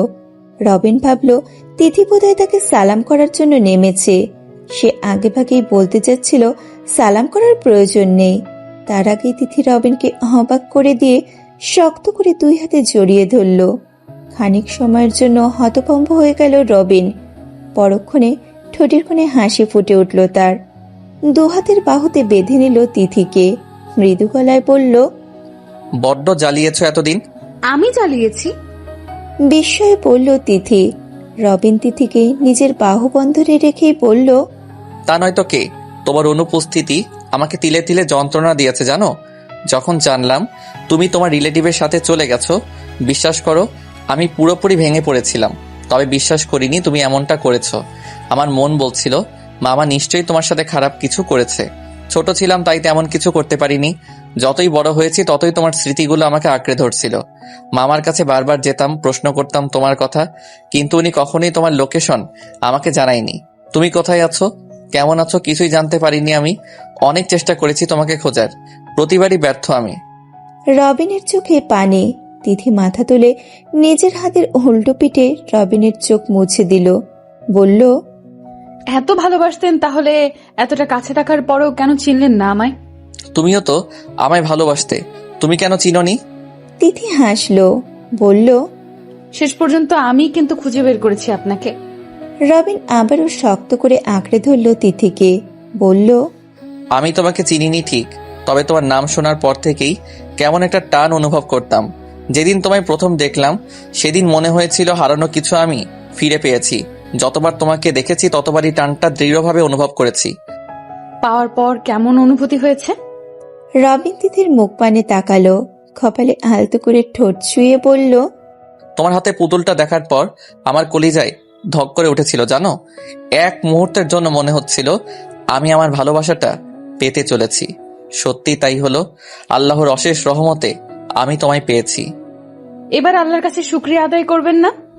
রবিন তিথিকে বিছানার প্রান্তে বসালো। ওয়ার্ড্রপের কাছে গিয়ে চাবিটা হাতে নিল। ওয়ার্ড্রপ খুলে সেখান থেকে সর্বপ্রথম একটা পুতুল হাতে নিল। পুতুলটার দিকে দুদণ্ড তাকিয়ে থেকে তিথির দিকে নজর ফেরালো। তিথি বিস্ময়ে তাকিয়ে আছে পুতুলটার দিকে। সে এগিয়ে গেল রবিনের কাছে। ওর হাত থেকে পুতুলটা নিয়ে সেটাতে খানিক হাত বুলালো। চোখে পানি চলে এলো তার। বিস্ময়ে সে রবিনকে বলল, আমি ভাবতেও পারিনি আপনি আমার স্মৃতিটা এইভাবে আগলে রাখবেন। তুমি কি ভেবেছিলে তোমাকে তোমার চাইতেও কম ভালোবাসি? তিথি হেসে বলল, মোটেও না। রবিন তিথির হাত থেকে পুতুলটা নিয়ে সেটা আবারও ওয়ার্ড্রপের ভেতরে রেখে দিল। সেখান থেকে আরেকটা প্যাকেট বের করে তিথির হাতে দিল সে। তিথি বিস্ময়ে বলল, এটাতে কি আছে? খুলেই দেখো।